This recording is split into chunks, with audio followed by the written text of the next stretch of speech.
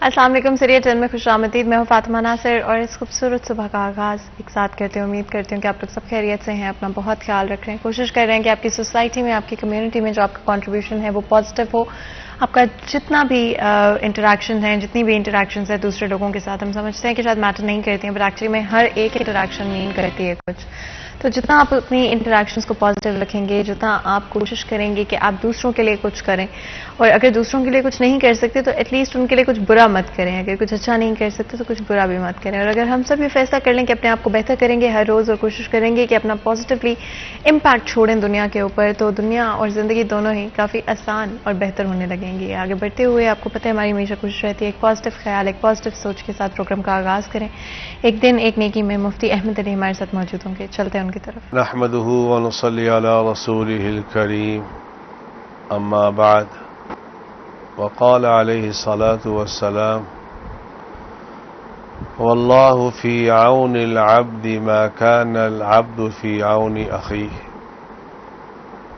रसूल अकरम सल्लल्लाहु अलैहि व आलिहि वसल्लम ने इरशाद फरमाया, अल्लाह ताला उस वक्त तक बंदे की मदद करते रहते हैं जब तक बंदा अपने भाई की मदद में मशगूल रहता है।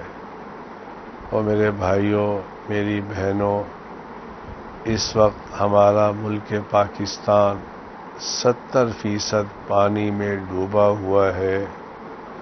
आओ मिलकर उनकी मदद करें, आओ मिलकर मदद करें। अगर हम उनकी मदद करेंगे अल्लाह रब्बुल आलमीन हमारी मदद फरमाएंगे। अल्लाह रब्बुल आलमीन मुझे भी, आपको भी, पूरी उम्मत मुस्लिमा को उनकी मदद करने की तौफीक अता फरमाए।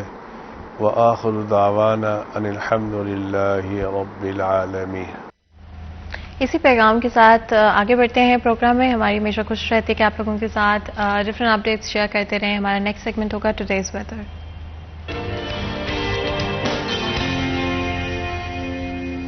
तो जी मरियम रजा हमारे साथ मौजूद है, चलते हैं उनकी तरफ, जानते हैं आज के मौसम की सूरत हाल। फैसलाबाद के मौसम की अगर बात की जाए तो आज जो है सूरज और बादलों के दरमियान एक आंख में चोली जारी है और मौसम जो है वो करवट बदलता हुआ नजर आ रहा है। महकमा मौसमियात के मुताबिक इस वक्त दर्जा हरारत जो है वो 27 डिग्री सेंटीग्रेड रिकॉर्ड किया गया है, जबकि दोपहर के वक्त में ज़्यादा से ज़्यादा 36 डिग्री रहने का इम्कान है। इसके साथ अगर बात की जाए तो तेज़ ठंडी हवाओं ने जो है फैसलाबाद का रुख किया है और ये बदलते मौसम जो है इस बात का अंदेशा देते हुए नजर आते हैं कि फैसलाबाद में जो है और इसके साथ साथ मौसम जो है उसमें तब्दीलियां होती हुई नजर आ रही हैं और आइंदा चंद दिनों के अंदर जो है मौसम जो है अपने रंग बदलेगा और ये ठंड की तरफ, सर्दी की तरफ जाता हुआ नजर आएगा। इसके साथ अगर बात की जाए तो महकमा मौसमियात के मुताबिक हवा में नमी का तनासुब जो है वो 65% है, जबकि हवाएं जो हैं वो 6 किलोमीटर फी घंटा की रफ्तार से जो है वो चल रही हैं और हवाएं चलने की वजह से फैसलाबाद का जो मौसम है वो भी सुहाना हो गया है। इसके साथ अगर बात की जाए तो आइंदा चंद दिनों में जो है शहर फैसलाबाद को महकमा मौसमियात की जानिब से इस बात की नवीद तो नहीं सुनाई गई कि शहर फैसलाबाद में जो है वो बादल बरसेंगे या सुरमई बादल फैसलाबाद का रुख करेंगे, लेकिन फैसलाबाद में हवाएं जो हैं वो चलती रहेंगी और फैसलाबाद का जो मौसम है वो भी तब्दील होता रहेगा। तो ये थी आज की वेदर अपडेट। आप कोशिश करें कि जितना भी हो सकता है अपने आप को डायरेक्ट सनलाइट से बचा के रखें और ओवरऑल जो गर्मी की शिद्दत है वो आजकल ज़्यादा महसूस हो रही है, तो अगर बाहर जा रहे हैं तो कोशिश करें कि लॉन पहने या लाइट कलर्स पहनने की कोशिश करें। सफोकेटेड एरियाज से, ऐसे एरियाज से जहाँ पे बहुत ज़्यादा हबस है, वहाँ से दूर रहने की कोशिश करें अगर आप ये कर सकते हैं लाजमी तौर पे। और ओवरऑल एक ठंडे पानी की बोतल अपने साथ ज़रूर कैरी करें और अगर हो सकता है तो बल्कि नीम गर्म पानी ले लें या बहुत ठंडा पानी ना भी लें तो बेहतर रहेगा। आजकल स्पेशली गला ख़राब हो जाता है, नज़ला हो जाता है, डिफरेंट तरह की बीमारियाँ जो हैं आजकल बड़ी आसानी से हो जाती है, तो कोशिश करें अपने आप को ओवरऑल प्रोटेक्टेड रखें स्पेशली इन चीज़ों से लेकर। आगे बढ़ते हुए हमारा नेक्स्ट सेगमेंट होगा टॉप स्टोरीज, जिसमें जानेंगे आज की 3 टॉप स्टोरीज और जो कि हमारे शो में आगे डिस्कस भी की जाएंगी। तो जी आज की पहली टॉप स्टोरी होगी FCCI के इलेक्शन जारी, कौन बनेगा चैम्बर का नया सदर।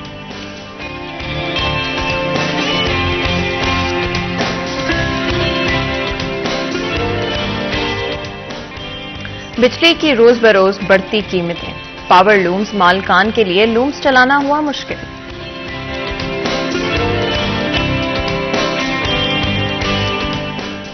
महंगाई में हो शरबा इजाफा, अशाए खर्दनोश शहरियों की पहुंच से दूर।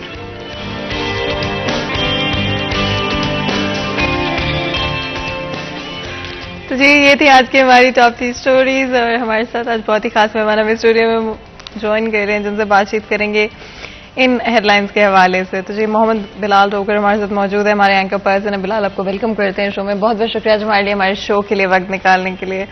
बिलाल जिस तरह से हेडलाइंस के हवाले से बात कर रहे थे, हमारी आज की टॉप स्टोरीज हैं, इलेक्शंस हो रहे हैं एफसीसीआई के, जरूर बताइएगा कौन कैंडिडेट्स हैं और क्या लग रहा है नेक्स्ट प्रेसिडेंट कौन बनेगा। फातिमा बहुत शुक्रिया। पहले माजद मेरा इधर गला खराब है तो अगर कोई दरमियान में कुछ हो तो उससे मैं पेश की माजद चाहता हूं। कुछ मेरा भी आपने सुना ही होगा टॉप स्टोरीज के दौरान कि मेरा भी गला बंद हो रहा था। तो प्रॉब्लम ये है कि ये एफसीसीआई इलेक्शन की बात करें तो बेसिकली एफसीसीआई इलेक्शन 2-3 मराहल में बंटा होता है। जो पहला मरहला था कागजात नामजदगी का जमा करवाने का और उसके बाद लोग उम्मीदवार सामने आए कैंपेन करने, वो मुकम्मल हुआ। तो दूसरा भी गुज़िश्ता रोज़ मुकम्मल हो चुका है, यानी कि पोलिंग और नए जो एग्जीक्यूटिव मेंबरान उनकी नामजदगी का। जो पहले दिन इलेक्शन हुआ है 19 सितंबर को, वो था कॉर्पोरेट क्लास का। 1124 वोटर्स थे, 7 नशिस्तों पर 8 उम्मीदवार थे। मैं अगर आप चाहें तो आपको लिस्ट भी शेयर कर दूंगा कौन कौन से उम्मीदवार जो हैं वो कामयाब हुए हैं। तो इसके अंदर मैं थोड़ा सा साथ साथ बताता भी चलूँ तो दूसरे दिन हुए एसोसिएट क्लास के इलेक्शन। तो एसोसिएट क्लास के अंदर जो कामयाब उम्मीदवार हैं वो भी नेशनल ग्रुप के, नेशनल ग्रुप ने मुकम्मल क्लीन स्वीप किया है।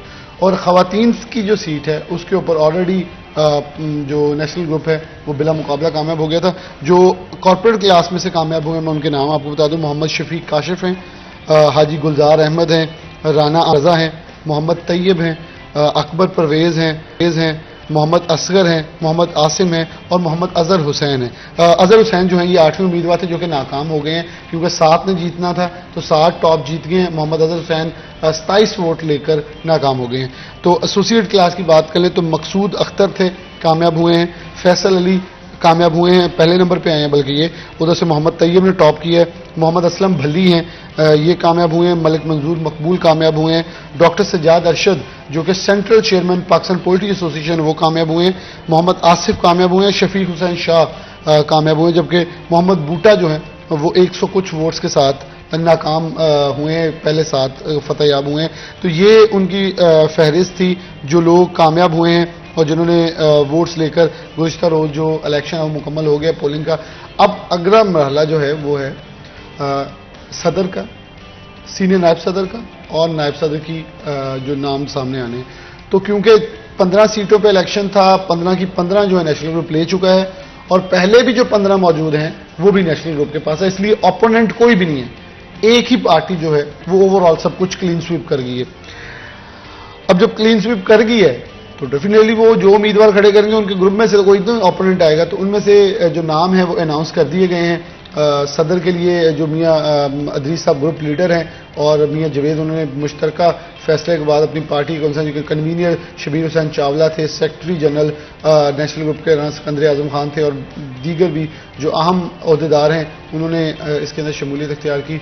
डॉक्टर खुर्रम तारिक को सदर के तौर पर नामजद किया है और सीनियर नायब सदर के लिए डॉक्टर सज्जाद अरशद को नामजद किया है। जबकि नायब सदर के लिए मारूफ ताजर लीडर हैं असलम भली, उनका नाम सामने आया है। तो अभी वो कागजी कार्रवाई होगी, अपने कागजात नामजदगी जमा करवाएंगे, कोई ओपोनेंट नहीं आएगा, बिला मुकाबला कामयाब हो जाएंगे। तो जो इस मंथ की सितंबर की आखिरी तारीख होती है उस पर एजीएम होती है, 30 तारीख को एजीएम है। तो एक जनरल सालाना जनरल इजलास होता है। तो उसके अंदर जो पुराने ऑफिस बैरियर्स हैं वो नए ऑफिस बैरियर्स को जो चार्ज दे देंगे। फादर मेरा न्यूज़ नेट भी इस पे था। प्रॉब्लम इस वक्त ये है कि मुल्क के पतले मौशी हालात और क्रूशियल सिचुएशन के अंदर पुराने लोग अपना वक्त पूरा कर गए। नो डाउट आतिफ मुनीर सदर जो थे जो हैं अभी भी, सीनियर नायब सदर इमरान महमूद शेख और राना फयाज नायब सदर। जो इमरान महमूद शेख और आतिफ मुनीर की कारकर्दगी रही है वो आउटस्टैंडिंग रही है। मतलब ये तारीफ बनती है क्योंकि गवर्नमेंट चेंज हुई एकदम से, मुल्क के हालात मौशी एकदम से खराब हुए, सैलाब आया। तो इन 2 शख्सियात का किरदार राना फयाज ने भी किरदार अदा किया। बहुत ज्यादा बैलेंस्ड, किसी पार्टी की तरफ झुकाव नहीं रहा, बल्कि इन्होंने कहा जो भी जमात है उसके साथ चलने की कोशिश करें, वो हम बिजनेसमैन हैं। बहुत कैटेगोरिकली एक मैसेज कन्वे किया उन्होंने, कारोबारी अफराद की कोई जमात नहीं होती। हम चैम्बर के प्लेटफॉर्म से फैसलाबाद के इश्यूज हाईलाइट करना चाहते हैं, वो पीडीएम की गवर्नमेंट हो, वो पीटीआई की गवर्नमेंट हो। बिलाशुबा ये एक मुश्किल मरहला था कि किसके साथ बात करें तो वो नाराज ना हो जाए, उनके साथ करें तो ये नाराज ना हो जाए। तो उन्होंने बड़ा क्लियर मैसेज दिया कि हमसे ये तवक्का ना रखी जाए हम किसी के साथ खड़े होंगे। हम हर एक के साथ हैं, लेकिन जहां कारोबारी अफराद के मफाद का, फैसलाबाद के मफाद की बात आएगी, उसके खिलाफ चलने की अगर बात आएगी तो हम उसके खिलाफ खड़े हो जाएंगे। हम फैसलाबाद के मफाद के लिए हर दम खड़े रहेंगे। और मेरे ख्याल में उन्होंने अपना जो 1 साल का टेन्योर था ऐसा तरीके से अंजाम दिया। मैंने आतिफ मुनीर से यही क्वेश्चन भी किया, इमरान महमूद शेख से, कि आप क्या समझते आने वाले ऑफिस बैरियर से कितना तवक्का होगी, कितना बहुत बड़ा बोझ पड़ने वाला मिलकर। लेकिन अगर हम इन ऑफिस बैरियर्स के नाम पर डिस्कस कर लें थोड़ा सा, तो डॉक्टर खुर्रम तारिक जो हैं एक रेनाउंड बिजनेसमैन है और बहुत बड़े एक्सपोर्टर हैं पाकिस्तान के, और सबसे इंपॉर्टेंट चीज जो बहुत लर्नर्ड और लाइक इंसान है। तो मेरे ख्याल में उनकी इस डेजिग्नेशन के लिए अगर कहें तो सही हकदार जो है ना, बहुत अच्छी नामजदगी है। दूसरे नंबर पर डॉक्टर सजाद अरशद जो कि central chairman Pakistan poultry association already sitting है, इस साल इस माह मंथ के एंड पे उनका भी इख्तिताम हो जाएगा। लेकिन एक बड़े ओहदे के ऊपर उन्होंने बेहतरीन तरीके से, देखें अंडे की एक्सपोर्ट जो है उन्होंने पहली बार पाकिस्तान के अंदर आगाज करवाया। ब्रायलर मुर्गी के गोश्त के ऊपर जो मुश्किलात आई, इंपोर्ट की आई, अद्वियात की, उसको उन्होंने टेकअप किया। वज़ीर पाकिस्तान शहबाज शरीफ तक ने उनको बुलाया 2 से 3 बार कि हमें आके बताएं, हम आप लोगों के साथ। उन्होंने अपनी इंडस्ट्री की सही तर्जुमानी की। लेकिन अगर हम फिलहाल देखते हैं इस वक्त, क्या FCCI खुश है गवर्नमेंट के साथ जो करंटली पॉलिसीज बनाई जा रही हैं? मैं थोड़ा सा उसी तरफ आ रहे थे, मतलब मैं थोड़ा सा एक नाम रह गया, सीनियर नायब सदर के लिए इनका नाम है, बड़ा अच्छा सिलेक्शन है, मतलब इंतखाब है इनका। तीसरे नंबर पर असलम भली साहब, आपको पता है आपके शो में भी कई बार आए हैं, वो ताजरों की नुमाइंदगी करते भी हैं, भरपूर अंदाज में करते हैं और एक खुद तजर्बाकार इंसान है। तो मेरे ख्याल में 2 डॉक्टर साहिबान के साथ तीसरे ताजरों के डॉक्टर भी हैं जो असलम भली हैं, तो वो तो इसलिए ये बड़ी एक इंपॉर्टेंट चीज़ है। फिर अगर जो आपके वाला दूसरा सवाल था उसकी तरफ आ जाएं, खुश फातिमा नहीं हो सकते। आप देखें ना, रात 2 बजे पेट्रोल फिर महंगा कर दिया गया, 1 रुपये 45 पैसे तक। कैसे ये पॉलिसीज नहीं चलेंगी? गवर्नमेंट पिछले 3 अगर हम तकरीबन 45 दिन लगा लें, 3 बार पेट्रोल बढ़ा है, यही कहा गया पेट्रोल सस्ता हो रहा है। आवाम को बेवकूफ़ नहीं बनाया जाएगा, ना बनाया जा सकता है।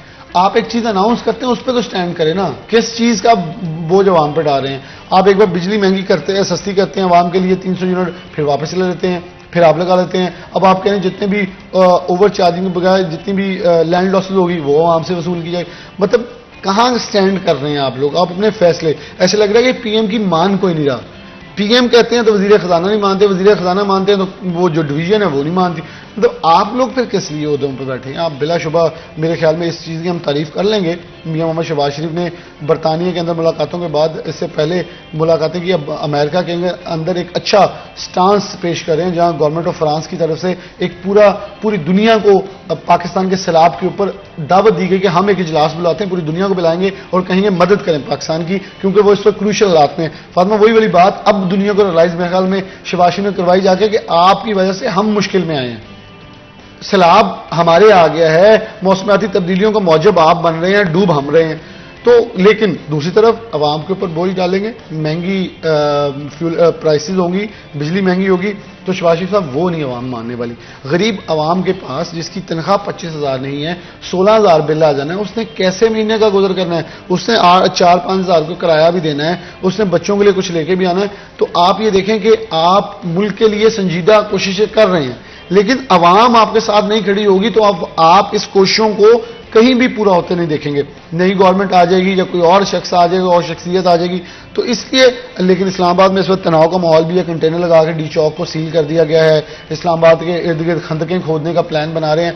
तो मेरे ख्याल में हर एक को बैठ कर सोचना चाहिए, वो पाकिस्तान तहरीक इंसाफ हो, वो PDM की तमाम जमातें हों, पाकिस्तान तहरीक इंसाफ के अलायंस हों, कि इस वक्त मुल्क मुश्किल हालात में है, सैलाब से डूब रहे हैं। हम दुनिया को जाके इमदाद का कह रहे हैं, हम जलसे जुलूस कर रहे हैं, हम इस्लामाबाद जाने की प्लानिंग कर रहे हैं, वो रोकने की प्लानिंग कर रहे हैं। दोनों तरफ से ताकत का टकराव हो रहा है। बल्कि गुज़िश्ता रोज़ की एक खबर है कि मैं अभी देख रहा था कि हम ये चीख रहे हैं, सैलाब है, महंगाई है, और 48 करोड़ रुपया पंजाब गवर्नमेंट ने सिर्फ पंजाब हाउस की रेनोवेशन के लिए वक्फ कर दिया। क्या कर क्या रहे हैं? समझ से बाला तर है। 48 लाख और 48 लाख रुपया, मतलब 48 करोड़ अमाउंट है। आप क्या मतलब क्या आपको लगता है बिलाल के जो रीसेंट कुछ ट्रिप्स किए गए हैं गवर्नमेंट की तरफ से, वो भी इस वक्त में स्पेशली जहां पर एक तरफ हम इमदाद ले रहे हैं पूरी दुनिया से और हमारी 1/3 हमारे मुल्क का इन सम वे इफेक्टेड है फ्लड से, और इतने लोग आपके जिनके घर नहीं है, जिनके बिजनेसेस नहीं है, जिनके पास इस वक्त शेल्टर मौजूद नहीं है, सर्दियां सर पर हैं और ये लोग इस सिचुएशन में है कि अभी इनको पता ही नहीं है कि किस तरह से ये सर्दियां गुजरेंगी या इनका रोजगार क्या होगा। क्या लगता है गवर्नमेंट जो प्रायोरिटाइज कर रही है इस वक्त फॉरेन ट्रिप्स, फॉरेन मुलाकातें हैं, वो ज्यादा इम्पोर्टेंट है? मैं तो हम चैम्बर पर वापस आएंगे, लेकिन 1 मिनट के लिए मैं इधर आपको एंजेलिना जोली 2 रोज के लिए एक हॉलीवुड की एक्टर हैं, वो आके मदद कर रही हैं, खुद सैलाब के अंदर उतर के नीचे लोगों की मदद करी। हमारे एक्टर्स कहाँ हैं कि आप इस मुल्क से नहीं कमाते? आप अपने सालों की तनख्वाहें कमा रहे हैं, पैसे कमा रहे हैं, आप एक एक दिन के शूट का पैसा नहीं वक्फ कर सकते हैं? आप लोग नहीं जा सकते? एक हॉलीवुड की एक्टर 2005 में भी आती है, 2010 में भी आती है, अब भी आ रही है, वो दुनिया को दिखा रही है कि पाकिस्तान घिरा हुआ है। तो हमारे लोग कहां खड़े हैं? सिर्फ ट्विटर पे हमने अपने ट्रेंड्स चलाने हैं, अपनी मूवीज प्रमोट करनी है। ये एक लिटरली एक हमारे लिए एम्बैरसिंग मूवमेंट है और लम्हा फिक्री है। दूसरी तरफ सिंध गवर्नमेंट के बैंक ट्रांजैक्शन का कोई मसला आ गया, उस पर ट्रोलिंग हो रही है, ये पैसा हैक हो गया है, कुछ हो। यार खुदा का वास्ता सैलाब के ऊपर कुछ ऐसी बातें ना करें। वहां हमने दुनिया को मैसेज देना है कि ये लोगों को मदद चाहिए। रिहैबिलिटेशन एक बहुत बड़ा चैप्टर है जिसको शायद हम सीरियसली ले रहे। हम समझने खुराक पहुंचा दी, हमारा हक पूरा हो गया। भाई उनको छतें देनी हैं, उनको छत साहिबान ना मिला, वो आप लोगों को आगे पूछेंगे। यहां ट्रोलिंग हो रही है, सिंध से चोर डाकू गैंग आ गए हैं, पंजाब में लूटमार शुरू कर दी। यार वो लोग तो लुटे पड़े, उनके पास क्या चीज है वो आके आपको लूटेंगे? हाँ, जब हकदार को हक नहीं मिलेगा तो वो आपसे फिर छीनेगा। इसलिए बेहतर है उनके साथ हम आवाम खड़ी है, गवर्नमेंट जितनी भी खड़ी है, लेकिन एक दूसरे के खिलाफ इस वक्त ट्रोलिंग मत करें। अगर पाकिस्तान तहरीक इंसाफ का सोशल मीडिया सेक्टर एक पूरा सेल है, नून लीग का सेल है, पीपल्स पार्टी का सेल है, कोई भी किसी के खिलाफ ट्रोलिंग ना करे। इस वक्त पॉजिटिव ट्रोलिंग करे, पूरी दुनिया को बताएं हम एक कौम बने हैं। हम कभी एक दिन बने नजर आते हैं, दूसरे दिन बट जाते हैं। लेकिन देखें दूसरी तरफ क्रिकेट के मैचेस हो रहे हैं, वहां भी फ्लड रिलीफ के लिए काम हो रहा है। सिक्सेस के ऊपर जितने सिक्सेस हैं उतने जो $1000 हैं वो उनके लिए वक्फ हो रहा है। लेकिन फातिमा ये वही पॉइंट्स हैं जो चैम्बर के अंदर लोगों ने इलेक्शन के अंदर हमें बताए कि ये मसले हैं, ये आने हैं। अभी केयर टेकर गवर्नमेंट आनी है, उनके साथ किसके साथ डायलॉग करने हैं। वो कह रहे हैं हमें सबसे बड़ा मसला ये है, वफाक के पास जाते हैं तो वो कहते हैं सूबे के पास इख्तियारात जा चुके हैं, सूबे पास जाते हैं तो वो कहता है वफाक हमें दे कुछ नहीं रहा। तो आप क्या कर रहे हैं, ये बड़ा एक सवाल है। अगर वफाकी गवर्नमेंट ने जीरो रेटेड इंडस्ट्री को बिजली के ऊपर सब्सिडी दे दी है, एक अच्छी चीज है, लेकिन बाद में फेस्को उनको कैरियर चार्जेस डाल देता है, ये अफसोसनाक है। पंजाब गवर्नमेंट पास जाते हैं, हमारे फेडमिक के अंदर सीईओ अब तैनात हुआ है, चेयरमैन नहीं है, बोर्ड मौजूद नहीं है, बहुत सारी अपॉइंटमेंट, बहुत सारे केसेस जो हैं वो पिछले 1.5-2 माह से 2.5 माह से पेंडिंग पड़े हुए हैं। वो वैसे के वैसे फर्क मीडिया केस जल्दी खत्म हो जाता है, उसका केस वापस हो जाता है। लेकिन एक आम इंडस्ट्रियलिस्ट जो इन्वेस्टमेंट लेके आया हुआ है, जिसमें मैंने फातिमा आपको फिगर दिया 18 फॉरेन इन्वेस्टर लेके बैठे हैं, आप नहीं एंटरटेन करेंगे वो पागल है, अपना पैसा डंप करेगा, उठाएगा किसी और मुल्क जाकर लगा देगा। यही चीज मैं आपसे पूछना चाह रही हूँ बिलाल, हमारी इकोनॉमी इतनी वीक स्टेट में है इस वक्त, इतना स्ट्रगल कर रहे हैं हम, लेकिन उस पर कोई एक्शन नजर नहीं आ रहा। अगर हम सिर्फ अपना फोकस FCCI के ऊपर ही रखें तब भी। फातिमा देखिए, FCCI आप एक छोटी नहीं चीज लगा सकते। टेक्सटाइल पाकिस्तान की टोटल एक्सपोर्ट का 60% है, और उस 60% में 60% जो है उसमें मोर देन 70% फैसलाबाद कंट्रीब्यूट कर रहा है। तो जब इतना बड़ा कंट्रीब्यूट कर रहा है, जिसमें से नए आने वाले सदर डॉक्टर खुर्रम तारिक भी शामिल हैं, जिसमें बहुत बड़े बड़े नाम हैं। देखें वोडकास्ट का नए इंटरलूप के CEO जो मुसद्दिक जुल्कुनैन, तो ये लोग जब वोडकास्ट करने आए, कमाल ग्रुप की तरफ से आबिद कमाल वोडकास्ट करने आए, ये लोग आते हैं इसलिए आ रहे हैं कि मसले क्रिएट हो चुके हैं। ये लोग बताने आते हैं, अपना वोडकास्ट करने इसलिए आते हैं कि हमें मसला है, नुमाइंदगी चाहिए। जो अच्छे लोगों की नुमाइंदगी आगे लेके आ रहे हैं तो वो नुमाइंदगी का हक अदा करने आ रहे हैं। लेकिन इसको सीरियस लेना होगा। लेकिन इससे पहले बिलाल कि हम इसको सीरियस लें, हमें एक ब्रेक लेना पड़ेगा। ब्रेक लेते हैं, कहीं मिल जाएगा हमारे साथ।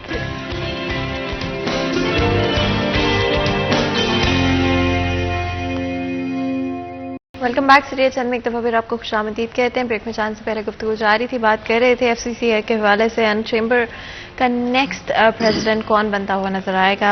आगे बढ़ते हैं और कोशिश करते हैं कि बिजली की प्राइसेस जो हमें दिन ब दिन बढ़ती हुई नजर आ रही हैं, और चाहे वो हम मिल्स की बात करते हैं, डिफरेंट इंडस्ट्रीज की बात करते हैं, हर जगह पर आपको इम्पैक्ट नजर आएगा। हमारी जो नॉर्मल लाइफ है, नॉर्मल शहरी हैं, उनकी लाइफ पे इम्पैक्ट होती हुई नजर आती है। जो पहले बड़े आराम से बिजली के बिल अफोर्ड कर पाते थे, आज वो वही लोग डबल तकरीबन उनके बिल्स आ रहे हैं और इमेजिन ही नहीं कर पा रहे कि किस तरह से पे किया जाएगा, किस तरह से उसी अलॉटेड सैलरी स्लैब के अंदर या उसी अलॉटेड बजट के अंदर किस तरह से वो अपने बिजली के बिल को हैंडल कर पाएंगे। तो ना सिर्फ इंडस्ट्री के लिए लेकिन शहरियों के लिए भी ये बहुत बड़ा इशू बनता जा रहा है। बिलाल, इस पर जरूर कॉमेंट कीजिएगा, क्यों हमारी गवर्नमेंट पिछले 5 से 6 महीने में एक तो आपको बिजली की प्राइसेस ऑलमोस्ट डबल होती हुई नजर आई हैं, इसके अलावा जो भी डिफरेंट एडजस्टमेंट्स की जा रही हैं, पिछले महीनों के बिल ऐड किए जा रहे हैं, क्या वजह है इसके पीछे और क्या आने वाले वक्त में या तो शहरियों के लिए चीजें बेहतर करनी होगी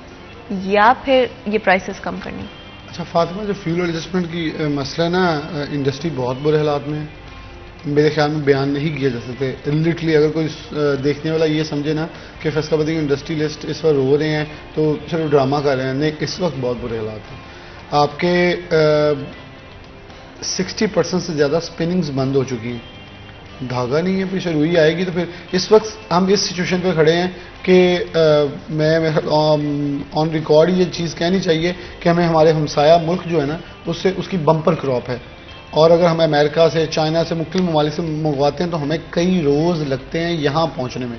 चाइना की रुई मंगवा देते हैं, अमेरिका एक्सपोर्ट नहीं लेता कि ये ह्यूमन कुछ इंसानी हकूक़ की खिलाफ वर्जियाँ होती हैं, वहाँ बच्चे चुनते हैं रुई, तो उसके ऊपर बहुत सारे तहफ़्फ़ुज़ात हैं। लेकिन अगर हम हमसाया ममालिक से लेते हैं, हमसाया मुल्क से लेते हैं, बम्पर क्रॉप है, सिर्फ 3 रोज़ में ऑर्डर आपकी फैक्ट्री में आ जाता है। इस वक्त हम 40 लाख बेल से ज़्यादा शॉर्टेज की तरफ जा रहे हैं। तो क्या तब लेंगे जब ऑर्डर ख़त्म हो जाएंगे, तब लेंगे जब क्रैश कर जाएंगे इंडस्ट्री? ये एक बहुत बड़ा फैक्टर है, फाइन काउंट्स नहीं। फाइन काउंट्स का मेरे कुछ दोस्तों को समझ नहीं आती, जो इंडस्ट्रियलिस्ट हैं उनको समझ है डेफिनेटली। फाइन काउंट्स नहीं मिल रहे। एक तो काउंट्स हैं जो कि हमारे टॉवल के अंदर, एहराम बनाने के अंदर और उनके अंदर यूज़ होते हैं। एक काउंट्स हैं जो हमारे सूट आपने पहना है, हमने शर्ट्स पहनी है इसके अंदर। लेकिन कुछ ऐसे काउंट्स हैं जो बेड शीट्स के अंदर और एक्सपोर्ट ओरिएंटेड नेटवेयर के अंदर इस्तेमाल होते हैं, बेडवेयर के अंदर यूज़ होते हैं। वो बड़े फाइन काउंट्स हैं जो कि अबव देन 30 और 50 काउंट से नीचे कोर्सल काउंट्स है, वो नहीं मिल रहे, मुयस्सर नहीं आ रहे, क्योंकि बाकी स्पिनिंग बंद है। अब जो चल रही है उनके ऊपर बर्डन आ गया, वो डिमांड एंड सप्लाई पूरी नहीं कर पा रही, वो भी लॉस में है, फ़ायदे में नहीं है, लेकिन इस वक्त वो चला रहे हैं। अब देखें फातिमा, कल बैठे लोग कह रहे थे, कोई दोस्त बात कर रहा था कि 1.5 करोड़ बिल आ गया है, उसका 1 करोड़ से कम होता था। वो कह रहा मेरा तो इरादा बिल पे करूँ, फैक्ट्री बंद कर दूँ, मैं कहाँ से पैसा भरूँ? अगर LSM ये बातें कर रहे हैं ना, तो SME का तो बिल्कुल मेरे ख्याल में बेड़ा गर्क हो चुका होगा। क्योंकि देखें, बैंक के पास जाते हैं तो LC नहीं खोल रही, $2500 की LC नहीं खोल रही, it's not a big amount, एक $2500 की LC नहीं खोल रही। बैंक पर जाते हैं, मेरा माल आया पड़ा है, स्टेट बैंक से इजाज़त ले लें। स्टेट बैंक से इजाज़त लेने में माल आपके पोर्ट्स के ऊपर ढेर लगे पड़े हैं, कंटेनर्स फैसलाबाद पहुंचेंगे, कैसे पहुंचेंगे? कराची से फैसलाबाद का सफ़र था, 2 से 3 रोज़ के अंदर 12 दिन लग रहे हैं। सैलाब की वजह से रास्ते में कंटेनर लुट जाते हैं, डाले लुटी जा रहे हैं जो माल लेके आ रहे हैं। तो इश्यूज़ बहुत बड़े, रहती कसर बिजली ने निकाल दी है। फ्यूल एडजस्टमेंट प्राइसेस के नाम पर जो लूटा जा रहा है, मतलब एक बंदा कह रहा है जी मेरा बिल आया है 16-17 लाख और मुझे 6 लाख फ्यूल एडजस्टमेंट डाल दिया, मतलब 50% तक चार्ज हो रहा है जो मिल जाए। अच्छा फातिमा, ये प्रॉब्लम एक है, मई और जून में गवर्नमेंट ने जून में लेकर ऑयल स्टॉक करके ये कहा कि अब हमने दरामदी बिल कम करना है। मई में फ्यूल है 123-120 बैरल के ऊपर, जुलाई में है 90 बैरल पे, अगस्त में है 80 बैरल पे। हमने तो नहीं कहा था मई और जून में खरीद के रख लें सारा, अगर गवर्नमेंट ने खरीदा है उसके बाद रेट नीचे आ गया है, अवाम का क्या कसूर है?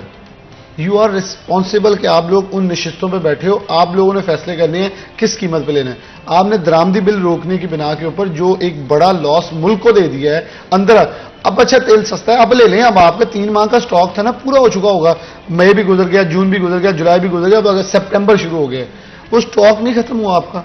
आप अब 80 बैरल ऑयल क्यों नहीं हमारे पास आ रहा? उसे खरीदें, खरीद के आवाम को अवेलेबिलिटी दें, महंगे वाले को भी रख लें, उसे बाद में हमारे ऊपर नाफज कर दें। जो अभी अवेलेबिलिटी है वो हमें दें, कुछ बिजली की प्राइसेस नीचे जाएं, जो तेल लोगों ने डलवाना है वो सस्ते हो, तरसीलात महंगी हो चुकी है। 40,000 का तरसीली एक डाले का या कंटेनर का किराया था, 1 लाख से ऊपर चले गया है। स्मॉल एंड मीडियम इंटरप्राइज वाले कहते हैं हमें तो बचते ही थोड़े से पैसे हैं, और वो भी हमने इनको दे देने डाले ट्राले और जो कंटेनर्स वालों को, हमारे पास क्या बचेगा फिर। एंड जितने भी नए इनिशिएटिव्स और नए बिजनेसेस जो फैसलाबाद शहर को लेके, इंडस्ट्री को लेकर स्टार्ट भी किए गए थे, वो भी अब कंपेटिटिव ना होने की वजह से वो बार बार अब स्ट्रगल कर रहे हैं। ऑफ कोर्स उनकी प्राइसेस इतनी ज़्यादा हैं कि ना तो वो इंटरनेशनल मार्केट में compete कर पा रहे हैं, और लोकल मार्केट में तो वैसे बाइंग पावर इस वक्त नॉन एग्जिस्टेंट ही है। लेबर की अगर हम बात करते हैं बिलाल, बहुत सारे ऐसे लोग जिनको ड्यूरिंग दिस टाइम पीरियड, जो काफ़ी अच्छा रहा कोरोना के दौरान हमारी इंडस्ट्री के लिए, जॉब्स इंक्रीज हुई, लेबर के लिए काफ़ी बेहतर रहा, डबल शिफ्ट्स मिल रही थी उनको, इनफैक्ट स्किल लेबर की कमी हो रही थी, इतनी इन डिमांड बढ़ चुकी थी।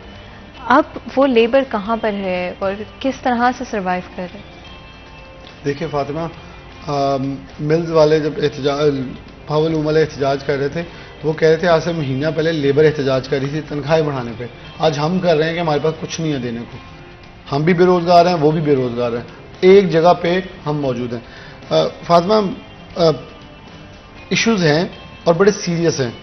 मेरे ख्याल में मैं शायद बयान करते हुए कोई ज्यादती कर जाऊंगा, जो उससे भी ज्यादा इस वक्त माहौल संजीदा है, ज्यादा माहौल सोगवार है। मिलों के अंदर बेरोजगारी अपने अरूज पे जा चुकी है। आप देखें ना, इन्फ्लेशन 2% कम हुई है पिछले 1-2 हफ्ते के अंदर, लेकिन अभी भी 40% पे है।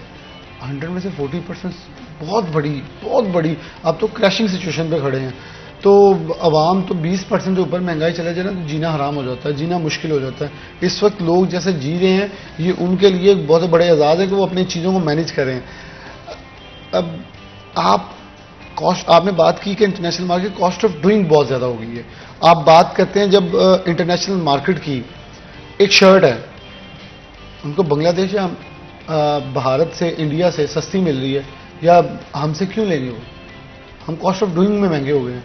अच्छा, कॉस्ट ऑफ डूइंग एक्सपोर्टर कहता है मैं फिर भी थोड़ी सी छोड़ देता हूँ, चले मैं कंपेटेबल रह जाऊँ, मैं अपना गुजारा करूँ। गवर्नमेंट ने सब्सिडी दे दी, गैस के ऊपर 9 MMBTU और 9 सेंट के ऊपर बिजली दे दी, डॉलर बेकाबू हो गया आपका। बिजली तो 9 सेंट पे ही है, लेकिन डॉलर आपका 240 पे फिर रहा है। आपने बिजली, मेरे ख्याल में अब एक्सपोर्टरों को बिजली ज्यादा नॉर्मल से महंगी पड़ी हो, कल को ये एक्सपोर्टर पता क्या कहेंगे फातिमा, कि हमें बिजली ना आप सस्ती दें, क्योंकि वो 9 जो सेंट पे बिजली मिलेगी वो शायद दूसरी से मल्टीप्लाई करके ज्यादा महंगी हो जाए। मेरे ख्याल में कमोबेश पहले 22 की पड़ी थी, 25, 26, 27 की तो पड़ी होगी, और जो बाकी लोग हैं उनको 42, 43 की पड़ी है, कुछ को 50 को। मतलब समझ नहीं आ रहा कोई यूनिट खड़ा कहाँ है। किसी को 60 रुपए यूनिट आ रहा है, किसी को 50 आ रहा है, किसी को 40 आ रहा है, किसी को 90 आ रहा है। मतलब जिसका जो दिल कर रहा है उसे लगा के बिलों में आप भेजी जा रहे हैं। और ख़ास तौर पे हमारे रिपोर्टर अवैस ने भी रिपोर्ट किया था, ओवर चार्जिंग का बहुत बड़ा मसला बना हुआ है शहर के अंदर। इस फैसलाबाद के अंदर, पूरे पाकिस्तान के अंदर ओवर चार्जिंग हो रही है। फिर लैंड लॉसेज आवाम पर डाले जा रहे हैं। मुझे ये समझ नहीं आ रहा कि क्या ये जो बिजली सप्लाई करने वाली कंपनी, तफसीलाती कंपनीज हैं, इनके ऊपर चेक एंड बैलेंस है? कोई सवाल करेगा, कोई पूछेगा कि मामला किधर जा रहे हैं, आप लोग इसके ऊपर कैटर करेंगे? Situation Fatima out of control हो रही है। मिल मालकन कब तक इंतजार करेंगे? आप देखें यौन मार्केट के भी अब सेंट्रल चेयरमैन अक्सर आपके प्रोग्राम में भी आए हैं, कैसा शमस गुच्छा, वो बिला मुकाबला काम है, क्योंकि ये जो इलेक्शन है इस वक्त DGTO के जितनी भी ट्रेड ऑर्गेनाइजेशन है ना, हर तरफ इलेक्शन हो रहे हैं। अब टपमा के अंदर भी हो रहे हैं, उनके भी नए अब चेयरमैन, सेंट्रल जोनल चेयरमैन आ जाएंगे। कॉटन पावर लूम एसोसिएशन जो है उनकी तरफ से इजाज नागरा जो है वो चेयरमैन के लिए आगे सामने आए। बल्कि मैं फातिमा एक नाम आपके सामने लेना चाहूँगा, ये एक चीज़ हम अप्रिशिएट करेंगे फैसलाबाद इंडस्ट्री को, पावर लूम वालों को ख़ास तौर पर करना चाहिए कि पहली खातून, मैं सॉरी ज़रा नीचे से वो नाम निकाल रहा हूँ लिस्ट के अंदर से, पहली खातून जोनल चेयरमैन जो है वो फैसलाबाद के अंदर आई हैं, मिसेस सुमेरा खालिद। तो पहली cotton power loom owner association के अंदर पहली खातून ओहदेदार को सामने लाया गया है। एक तो ये अच्छी चीज़ है, रवायत अच्छी है। जहाँ चैम्बर ने ये इख्तियार लिया हुआ था कि हम खवातीन को आगे लेके आएंगे, वहाँ से एक ऑर्गेनाइजेशन आगे निकल के आई है। उन्होंने इनको अपनी, मैं उन्हें बल्कि किसी दिन दावत भी दूंगा आपके शो के अंदर, क्योंकि देखें खवातीन की एम्पावरमेंट के ऊपर हमें काम करना चाहिए। अगर वो सिर्फ डायरेक्टर से तौर पर मिलों के अंदर बैठी रहेंगी फिर तो जितना काम करती हैं वो हमें पता, लेकिन अगर ऐसे ऑफिशियली आगे आएंगी, काम करेंगी, तो मेरे ख्याल में जो खवातीन वर्कर्स हैं उनको तहफ़्फ़ुज़ मिल जाएगा। मेल वर्कर्स मेल के साथ बैठ जाते हैं, वो खवातीन वर्कर्स को हरासा किया जाता है, बहुत सारे इश्यूज हैं तो वो भी बैठेंगे। अच्छा, दूसरी तरफ इसी तंग माहौल के अंदर डीसी फैसलाबाद ने एक इकदाम किया जो मैंने उनके पेज के ऊपर देख रहा था कि जो भी मिल वाला 25,000 तनख्वाह, जब 25,000 तनख्वाह नहीं सॉरी सिक्योरिटी कार्ड, जो सोशल सिक्योरिटी कार्ड किसी भी मजदूर का नाम बना हुआ तो मिल सील कर दी जाएगी, उसके खिलाफ एक्शन लिया जाएगा। अच्छा, मिलों वाले कह रहे जी हमें कुछ और भी रहता है ना, हमारे ऊपर डाल दें, फैसलाबाद एक्शन लें। लेकिन इस वक्त ये देखें सिचुएशन बड़ी ख़राब है, इन लोगों को बिठा लें, हर कोई एहतजाज की तरफ चल रहा है, फेस्को का घेराव करना चाहते हैं। हमें वो दिन भूले नहीं है जब ऐसे फेस्को का घेराव किया गया था, आवाम निकली थी और ट्रीट बेकरी समेत बहुत सारी चीज़ें लूट ली गई थी, आग लगा नुकसान पहुंचा दिया गया था। वो लोग हमारे हैं, वो बेकरी वाले, वो दुकानों वाले हमारे लोग हैं, उनको नुकसान आप लोगों ने दनिस्ता या गैर दनिस्ता पहुंचा दिया। लेकिन अब ये लोग इसीलिए एहतजाज से कभी कभी थोड़ा सा मोहतात होते हैं कि अंदर से। बिलाल, अगर आपकी इजाजत हो तो बिल्कुल छोटा सा ब्रेक लेंगे, कहीं मत जाएगा हमारे साथ।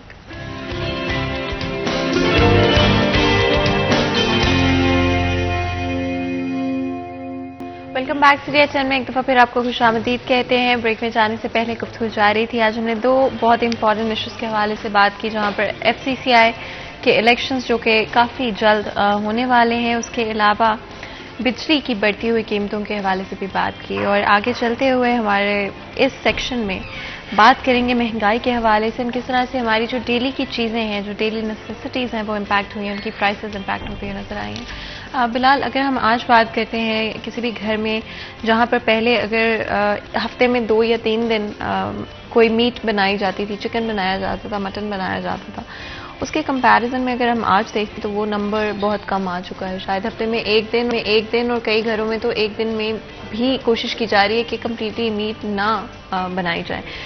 दालें वो अलहदा महंगी होगी, ऑल्टरनेट होता था अच्छा प्रोटीन के लिए, लेकिन वो भी डेफिनेटली अब नहीं घरों में बनाई जाती हैं। उसके अलावा अगर हम फ्रूट्स वेजिटेबल्स की बात करते हैं तो even basic fruits and vegetables इतनी महंगी हो चुकी हैं कि वो भी किसी एक आम शख्स के लिए अफोर्ड करना बहुत मुश्किल हो गया है, अपने घर की ग्रॉसरी, अपने घर की नॉर्मल चीज़ों को।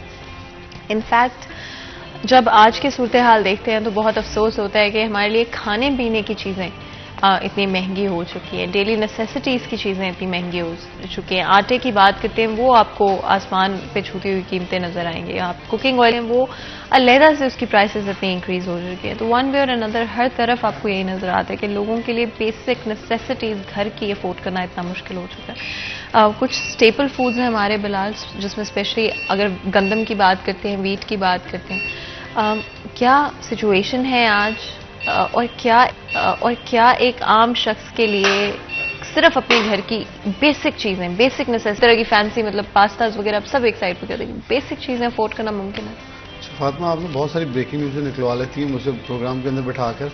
अभी आपको लेटेस्ट आने वाले दिनों में बता दूँ, ब्रायलर मुर्गी बहुत महंगी होगी, क्योंकि आपके 25% शेड्स जो हैं ख़त्म हो गए सिंध में।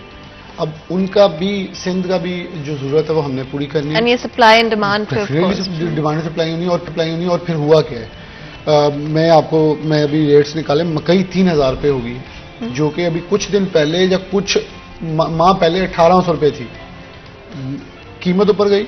और सोयाबीन जो सिर्फ 70 रुपये थी आज 195 रुपये पे है, रिकॉर्ड सतह इजाफा है।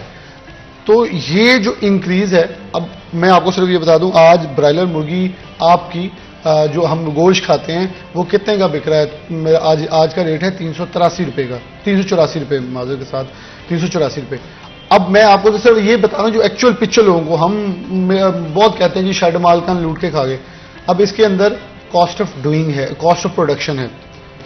एक ब्रायलर मुर्गी का जो 1 किलो है ना, इसकी पैदावारी लागत इस वक्त 225 से ऊपर है, इस वक्त 225 से ऊपर है। और जो मिडल मैन है वो उठा कितने का रहा है, 200 का। दुकानदार आपको देते हैं 900 ग्राम, उसके अंदर सफाई करके जी बाकी चीजें निकाल ली हैं, उसको तो पड़ा बहुत सस्ता। इस वक्त जो आपका फार्मर है वो मर गया है, माल नहीं डाला आपके फैसलाबाद के अंदर शेड्स हैं, मैं इस पे पहले फिगर्स दे चुका हूं फैसलाबाद के कि इतने शेड्स थे, मतलब जिसमें 400-500 शेड में से ले लें तो अब सिर्फ महज 100-150 शेड चल रहा है। डिमांड एंड सप्लाई तो आप खुद डिस्टर्ब कर रहे हैं, तो जब ये डिमांड एंड सप्लाई होगी, उधर से आपका सिंध डूब गया है तो डिमांड एंड सप्लाई मजीद बढ़ गया है। अब क्या करेंगे, हम चिकन भी इंपोर्ट करके खाएंगे। अब हमारा अंडा एक्सपोर्ट होने लगा है, ये हमारे लिए अच्छी चीज थी कि अदर देन टेक्सटाइल हमारी कुछ और चीज भी एक्सपोर्ट हो रही है, तो अंडे की कीमत ऊपर जा चुकी है। मैंने इसके ऊपर डॉक्टर सजाद अरशद जो कि सेंट्रल चेयरमैन भी हैं उनसे बात की, तो उन्होंने कहा बिलाल भाई पिछले 3 साल में लेयर में बहुत नुकसान हुआ है। लेयर अंडे वाली मुर्गी होती है, बहुत नुकसान हुआ है। इतना नुकसान हुआ है कि किसी को अपनी पैसे नहीं पूरे हुए। मतलब अगर एक छोटी सी एग्जांपल ले लें तो 100 में से 30 से 40% लॉसेज हुए हैं, उन्होंने बंद कर दिया। तो इस साल जिन्होंने डाले हैं उनको प्रॉफिट हो रहा है, लेकिन अब हैं बहुत कम। देखें ना, जो लेयर वाली मुर्गी है ना, इसको पहले डालना पड़ता है, 4 माह तक रखना है और फिर इसे अंडे प्रोडक्शन के लिए लेके जाना पड़ता है। अब कोई अभी डालेगा तो वो फिर आगे जाके रेडी होगी ना, तो अभी ये 3-4 माह जो है ना, ये 300 क्रॉस कर जाएगा दर्जन जो है, अभी 237 पे है। तो ये मोस्ट प्रोबेबली आने वाले 1-2 हफ्ते के अंदर, क्योंकि सर्दियों में ज़्यादा कंजम्पशन होती है, तो 300 क्रॉस करने की उम्मीद जो जाहिर की गई है। ब्रायलर मुर्गी 400 से ऊपर पहले भी गई है, फिर से जाएगी ओपन मार्केट में, शायद 450-500 तक में बिकेगी। ये वो एक्चुअल पिक्चर है। आटे की बात करें तो आटे के ऊपर मिस मैनेजमेंट हुई है। आपको पता है फातिमा के गुज़िश्ता रोज फैसलाबाद में एक दाना गंदुम भी सरकारी नहीं निकला। क्वेश्चन कर सकते हैं कि 2000 दुकान और 16 असूलत बाजार जो हैं उनको गंदुम आटे की सप्लाई नहीं हुई, तो जो शहर फैसलाबाद की 1 करोड़ आबादी को आटा ही नहीं कल मिला, वो एक दिन की जो लॉस है, एक दिन का जो गैप है, इसे पूरा करने में कितने दिन लगेंगे। मैंने साबिक चेयरमैन शाहिद मुमताज बाजवा से बात की तो उन्होंने कहा बिलाल भाई एक बहुत बड़ा गैप क्रिएट कर दिया गया और आने वाले दिनों में एक बहुत बड़ा बहरान आ चुका है, आने वाला है, जो कि आ गया। अब आपको इसकी मिसाल दे दूं, गवर्नमेंट ऑफ पंजाब की जानिब से आटे की कीमत, सिंध गवर्नमेंट ने पहले स्पोर्ट प्राइस के ऊपर हमने बात की, 4000 कर दी, 3000।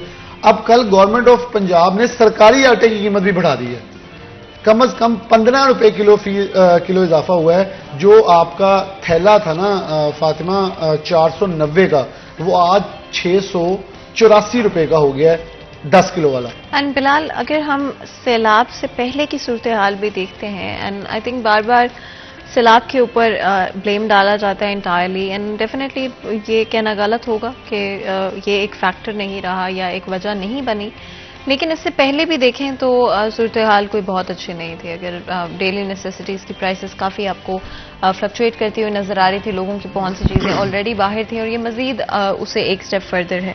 एंड वंस अगेन मेरी कंसर्न यही होगी कि एक आम आदमी के लिए, एक आम शख्स के लिए क्या इस वक्त वो नेसेसिटीज़ या वो स्टेप्स क्या वो लिए जा रहे हैं। फातिमा, आपके प्रोग्राम में मैंने एक चीज़ हाईलाइट की थी, मेरे ख्याल में डीसी फैसलाबाद या तो सुनते नहीं है कुछ किसी की, या मान नहीं रहे या देख नहीं है, सिर्फ हमें पुल रंग करना या अंडर पासिस डेकोरेट करके देना। This is not governance, this is not governance very openly. मैंने आपको बताया कि एक दुकानदार को मैंने माइक लेके जाके इंटरव्यू किया, फिर हम उसे चलाएंगे अपने प्रोग्राम के अंदर, सिर्फ इसलिए कि अगर थोड़ी सी आंखें खोल दें आपकी। एक दुकानदार है जिसके थैले थे 70, फिर 50 किए, फिर 30 किए। अब जो उसे ऑफर आ रही है आपके 200 थैले कर दें, लेकिन पर्ची आपसे 1000 की साइन होगी। क्यों? वो 800 जो सरकारी गंदम का थैला नहीं आटा आएगा, वो प्राइवेट पीस के 15 किलो वाले थैले में बेचा जाएगा। मैं आपको कह रहा हूं, ये मुझे खुद मिलों वाले बता रहे हैं कि ये काम चल रहा है, और उस बंदे के चल रहे हैं जो 3-3, 4-4 पर्चे एक साल में हो चुके हैं। इसका मतलब there is something wrong, there is something fishy, जो कुछ अंदर कर रहा है, कोई इन्वॉल्व है। तो डीसी फैसलाबाद के ऊपर भी क्वेश्चन मार्क आएगा कि आपकी कारकर्दगी हो, आप भी इन्वॉल्व हैं। अगर आप इन्वॉल्व नहीं हैं तो मेरे ख्याल में डीसी फैसलाबाद को ओपनली कह रहे हैं कि आप इस चीज के अंदर इन्वॉल्व हों, आप एक्शन लें और इसका फिलफौर जायजा लें कि सरकारी गंदम की जो सप्लाई है वो क्या आटा पूरा सप्लाई हो रहा है। इससे पहले भी मैंने एक प्रोग्राम के अंदर हाईलाइट किया था, तो तब के डीसी ने इस पे एक्शन लिया था, एसी ने एक्शन लिया था और ये मामला कंट्रोल किए थे। एक दुकान के ऊपर उसने, दुकानदार ने मुझे कहा जी मेरे पास 1000 बोरा नहीं आया, पर्ची आ गई 1000 की। तो मैंने उसे पूछा सरकारी गंदम कहाँ जाएगी? उसने कहा जी प्राइवेट, जिसमें सबको पता है कि वो प्राइवेट डाला, एक मिल से दूसरी जगह गया गंदम लेकर, फूड डिपार्टमेंट ने पकड़ा, पर्चा दिया, वो पीटीआई के बड़े सीनियर रहनुमा है, उधर से नून लीग के रहनुमा है। वो वैसे हमारी सियासत में इख्तलाफ है, लेकिन गंदम हम चोरी एक दूसरे को बेची जा रहे हैं।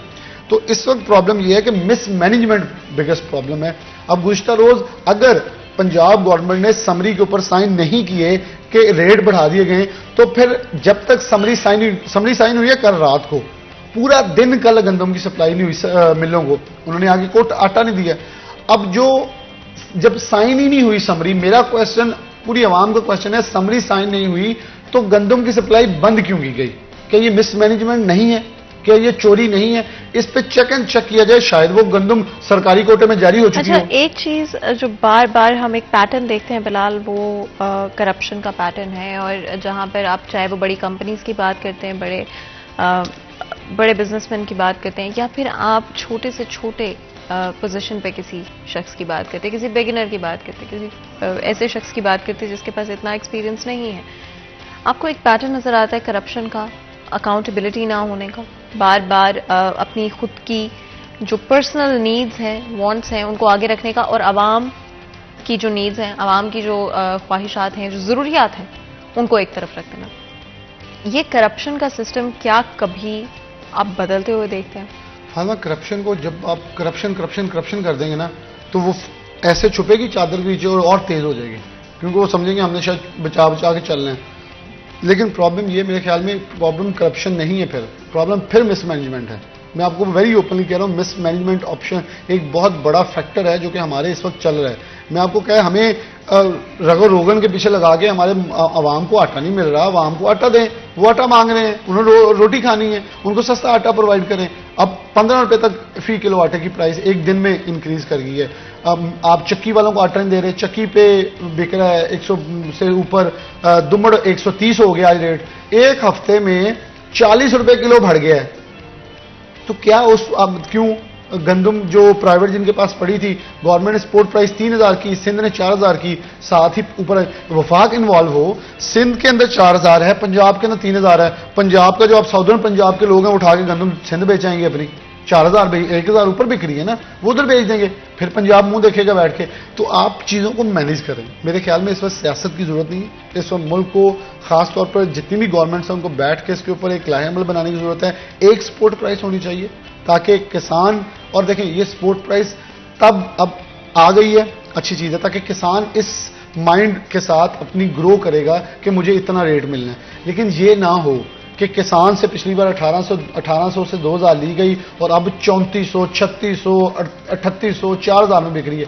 किसान का क्या गुनाह है जिसने उगाई है, उसका तो खून पसीना लगा है, मिडलमैन कमा के रास्ते पड़ रहे हैं। एक चीज जो कि बिलाल आप शायद इस पर ज्यादा बेहतर तरीके से क्लैरिफाई कर सकते हो कि जब भी हम प्राइसेस देखते हैं, किसान के लिए क्या प्राइसेस इस वक्त ज्यादा है? जिस तरह से मार्केट में अब जो प्राइस है, क्या उसी हिसाब से कंपनसेट किया जा रहा है किसान को? फातिमा, आपकी यूरिया खाद 18 से 1800 की थी, अभी कुछ दिन पहले आज 3000 की हो गई है। डीएपी 10,000 की बोरी है। वो किसान क्या कर, ट्यूबवेल के ऊपर बिल आ गए, इतने इतने भारी भारी बिल, यूरिया खाद, अद्वियात, इतना इंक्रीमेंट बड़ा है। आप किसान से जरा पूछे तो सही, उसको तो 3000 भी नहीं पड़ा होगा, उसको तो इससे भी ज्यादा पड़ा है। उसके पास जमीन पड़ी है। सिर्फ ये होता है जैसे आपकी और मेरी अपनी फैक्ट्री हो ना, अपनी इस पर किराया ना देना हो, तो हम कहते चलो यार 10 रुपये घाटा ही सही चला लेंगे। ये किसान कर रहा है, उसके पास जमीन अपनी पड़ी है, लेकिन कितनी देर चलाएगा? जब उसके पास, देखें फार्मा, एक कैश फ्लो होता है, जैसे मैंने एसएमए की बात की पहले, स्मॉल एंड मीडियम एंटरप्राइज की, एक कैश फ्लो है, वो चल रहा है। जब जाकर उसके पास कैश फ्लो, कितनी देर सारा बर्दाश्त करेगा? एक दिन उसका कैश खत्म हो जाएगा, फिर वो क्या करेगा? कारोबार नहीं करेगा, वो भी डिफॉल्ट हो जाएगा। यही मुल्क के साथ हो रहा है। इस वक्त बहुत संजीदगी से हमें चीज़ें लेके आगे चलने की जरूरत है। शहर फैसलाबाद के अंदर 1 करोड़ की आबादी है। ज़राई जिनास की किल्लत गल्ला मंडी के सदर मियाँ हाजी असलम आसफ ने इंडिकेशन दे दी है। क्यों? आपका सिंध से जो ड्राईपोर्ट से कश्मीर, उधर से कराची से माल नहीं आ रहा, 12-12 दिन लग रहे हैं कंटेनर्स को, किराया 3 लाख रुपया हो गया है, रस्ते में लूट लिया जाता है। कौन ये शॉर्टेज सब कुछ देगा अगर ये आने वाले दिनों में होगा? देखें, चना महंगा, चावल महंगा, दालें सारी महंगी हो रही हैं, सिर्फ इस वजह से। प्याज सस्ता हुआ है बलोचिस्तान क्योंकि खुल गया है, सेब कुछ सस्ता हो गया है, चीज़ें जो अब आनी शुरू हो गई हैं सप्लाई सस्ती हो गई। लेकिन मेरे ख्याल में गवर्नमेंट को कैटेगोरिकली इन चीज़ों का जायजा ले लेना चाहिए। बिल्कुल, आपको बहुत बहुत शुक्रिया बिलाल, आज हमारे लिए, हमारे शो के लिए वक्त निकालने के लिए। यहाँ पे बिल्कुल छोटा सा ब्रेक लेते हैं, कहीं मत जाएगा, हमारे साथ रहिएगा।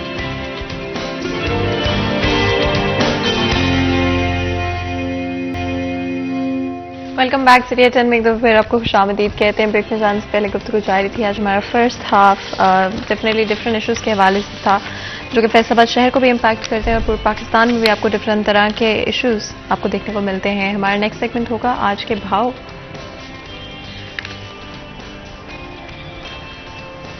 और इस सेगमेंट में जिस तरह से आप जानते हैं कि हम बात करते हैं रोज़मर्रा के अशिया की प्राइसेस के हवाले से, यानी कि चिकन प्राइसेस, वेजिटेबल प्राइसेस और किस तरह से रेट्स फ्लक्चुएट कर रहे हैं। स्पेशली इस सेगमेंट का मकसद ये होता है कि अगर आप कहीं पर भी मार्केट जा रहे हैं, ग्रॉसरी शॉपिंग कर रहे हैं, तो आपको मालूम हो ऑलरेडी कि क्या प्राइसेस सेट हैं। अगर कोई भी शख्स कोई भी मार्केट में आप प्राइसेस ज़्यादा देखते हैं तो आपको वो खरीदने की ज़रूरत नहीं है। तो जी हमारा नेक्स्ट सेगमेंट होगा आज के भाव।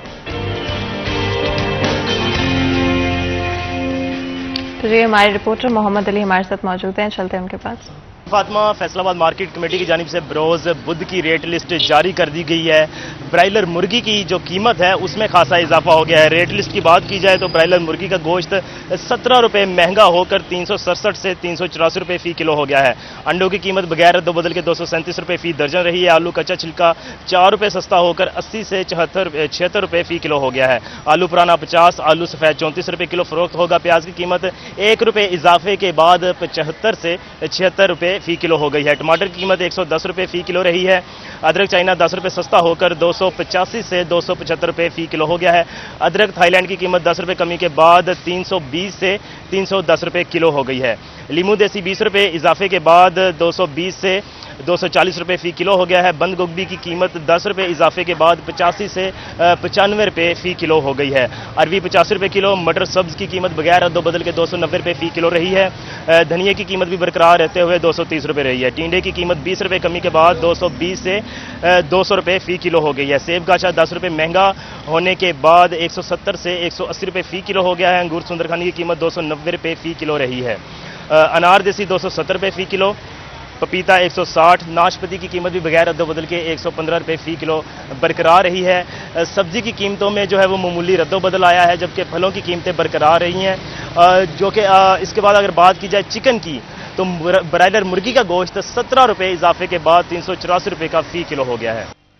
तो जी ये था हमारा सेगमेंट आज के भाव। आप लोगों ने सुना हमारे रिपोर्टर मोहम्मद अली ने डिफरेंट अशिया की आज क्या प्राइसेस हैं उसके वाले से बात की। अगर आप कहीं पर भी ग्रॉसरी शॉपिंग करने जाते हैं या आप सब्जियां खरीद रहे हैं, चिकन खरीद रहे हैं, तो हमेशा इन प्राइसेस को एज रेफरेंस रखा करें। आपको लगता है कहीं पर भी आपको ज़्यादा चार्ज किया जा रहा है, ऑलरेडी महंगाई इतनी ज़्यादा हो गई है, कहीं पर भी आपको लगता है ज़्यादा प्राइसेस हैं, तो लाजमी तौर पर उस चीज़ को देखें और वहाँ पर भी इवन बताने की कोशिश करें कि भाई हम जानते हैं, तो हम चाहते हैं आप लोग नॉलेजेबल हों, वेल इन्फॉर्म्ड हों और ऑलरेडी जानते हों कि मार्केट में क्या प्राइसेस हैं। कोई भी इस चीज़ का फ़ायदा ना उठा सके कि शायद आपको पता नहीं है या आप जानते नहीं हैं। तो डेफिनेटली है हमारे इस सेगमेंट में यही हमारी कोशिश थी कि आप लोगों को वेल इन्फॉर्म्ड रखें, आप लोगों को पता हो क्या प्राइसेस हैं। आगे बढ़ते हुए हमारी हमेशा कोशिश रहती है कि डिफरेंट हीरोज़ के हवाले से ज़रूर बात करें। एंड आई थिंक हमारी सोसाइटी कुछ इस तरह की हो गई है जहाँ पर हमें अच्छी एग्जाम्पल्स की बहुत ज़रूरत है। हमें हमारी नेक्स्ट जनरेशन के लिए more than ever before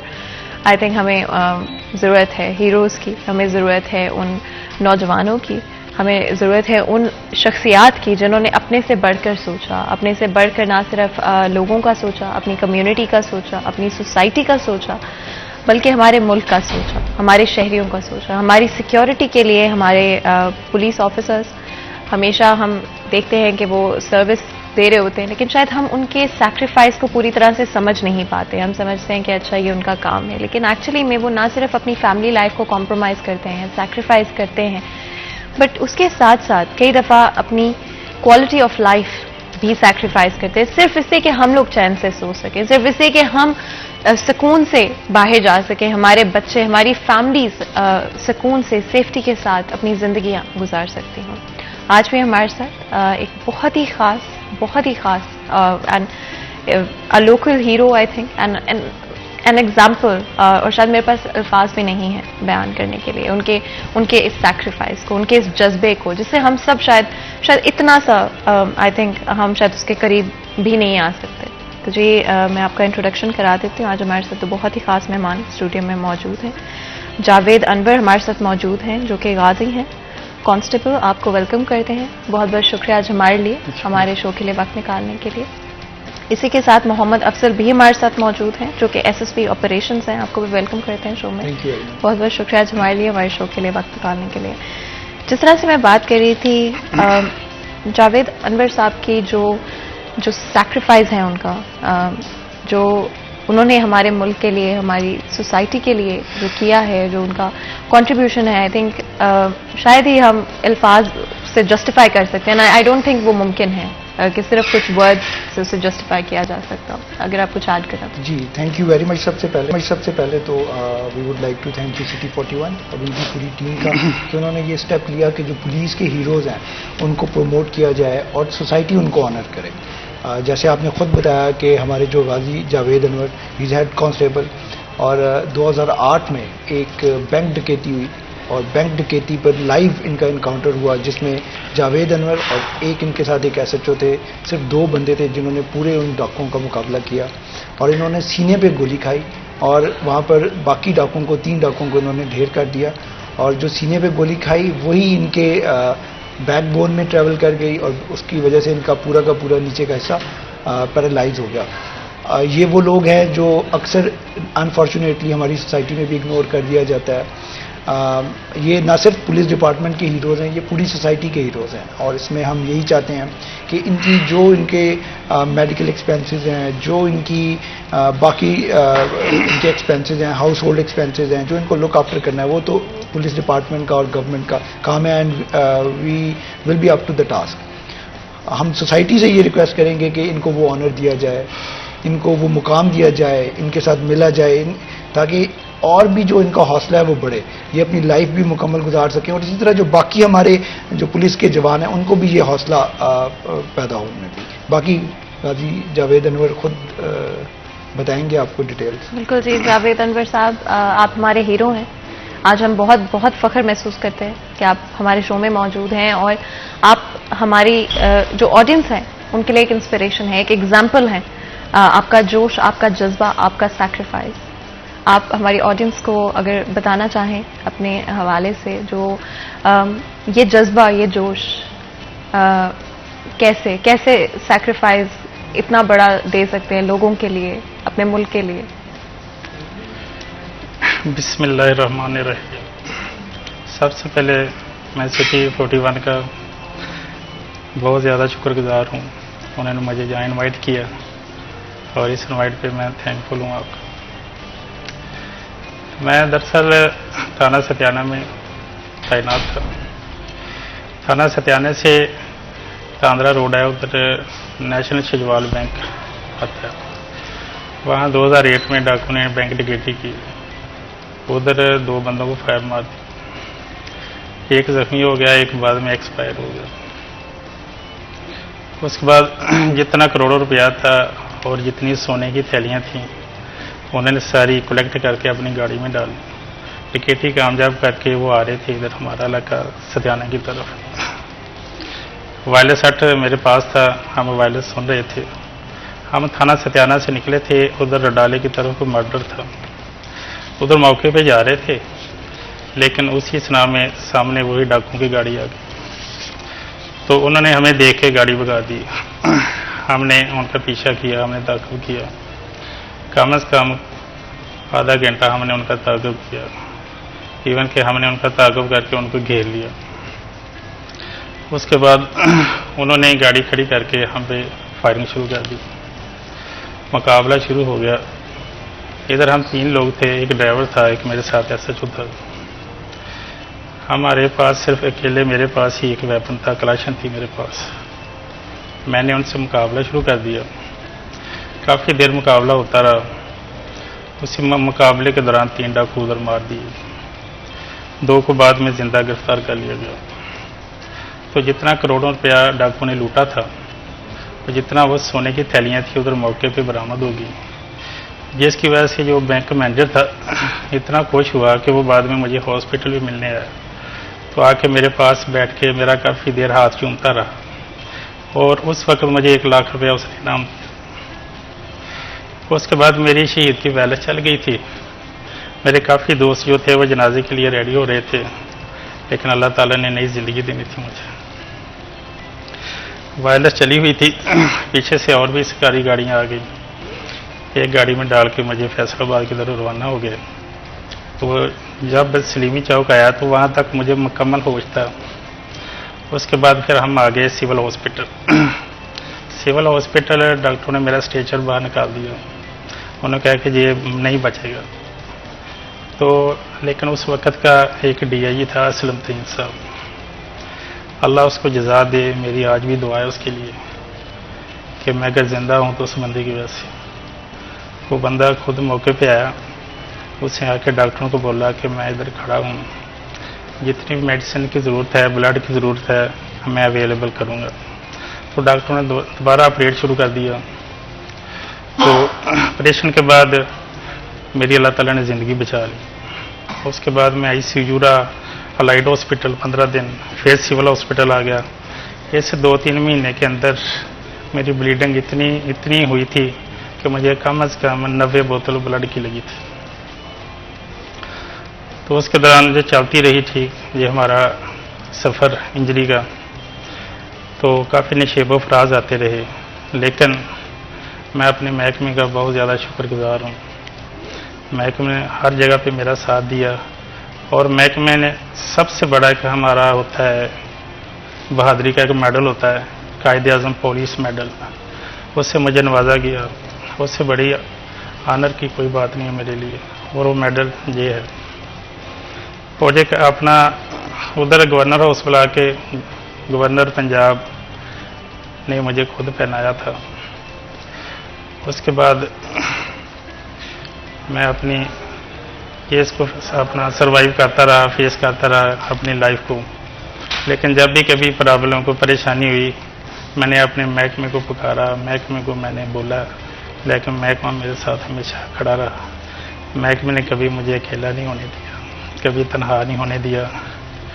recently इधर जो CPO फैसलाबाद साहब हैं, इन्होंने कुड़ियावाला जड़ावाला रोड पे मेरे नाम की एक चौकी बना के इतनी मुझे इज्जत और तकरीम से नवाजा है कि मैं लफ्ज़ों में बयान ही नहीं कर सकता। एक तारीख रकम कर दी है, जो बंदा तो फ़ानी है, फना हो जाएगा, लेकिन ये जो यादगिरी है जो बंदे को कभी मारने नहीं देती। इसलिए मैं बहुत खुश हूँ, बहुत हैप्पी हूँ, मुझे बड़ा हौसला मिला है इस चीज़ का। Second, CPO Faisalabad, SSP operation और SP जड़ावाला, ये नहायत अच्छे ऑफिसर हैं। एक अच्छे पुलिस ऑफिसर होने के साथ साथ नहायत अच्छे इंसान भी हैं। तो अल्लाह ताला इनको जज़ा दे, और इनकी वजह से मैं अंदर से और भी मजबूत हुआ हूँ, मुझे और हौसला मिला है।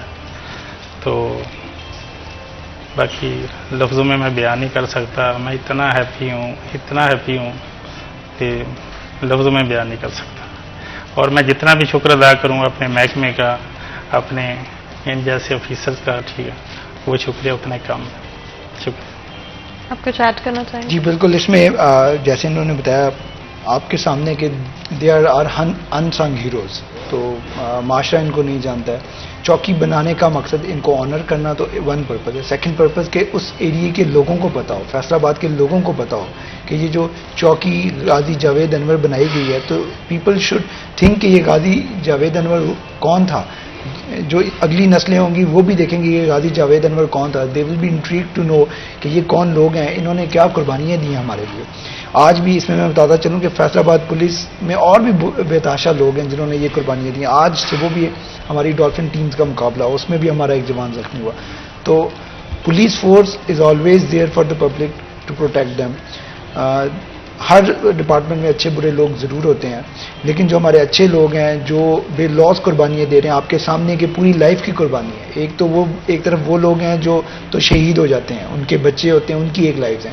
ये वो बंदा है जिसकी अपनी लाइफ है, एट स्टेक है, जिसने ये अब पूरी ज़िंदगी गुजारनी है, and he is permanently paralysed almost. हम कोशिश कर रहे हैं इनका बाकी इलाज कराने की भी कि किसी तरह इनको खड़ा किया जाए, लेकिन ये वो लोग हैं जिनको माशरे की सपोर्ट की ज़रूरत है। डिपार्टमेंट की सपोर्ट एक तरफ, लेकिन जो इनके आसपास के लोग हैं, उस सोसाइटी के लोग हैं, उन्होंने इनका हौसला बुलंद करना है, इनको अपना हीरो मानना है, अपने बच्चों को बताना है इनकी कुर्बानी, सो दैट जो आने वाली नस्लें हैं वो भी इनके साथ एक किस्म का बॉन्ड डेवलप कर सकें और इनकी जो कुर्बानियाँ हैं वो हमेशा के लिए रिकग्नाइज हैं।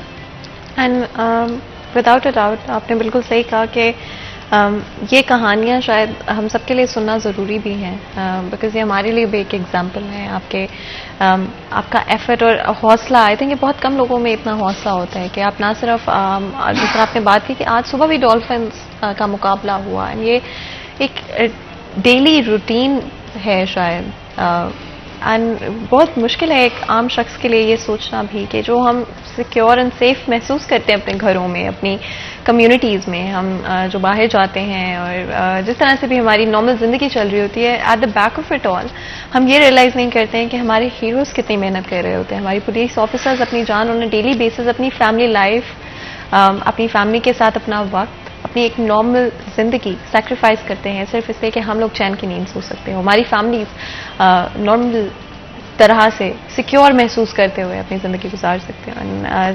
जिस तरह हम शुरू में भी बात कर रहे थे कि इसके लिए कोई अल्फाज है नहीं, शायद कोई वर्ड्स नहीं है जो जस्टिफाई कर सकते हों इस एफर्ट को, इस जज्बे को, इस सैक्रिफाइस को।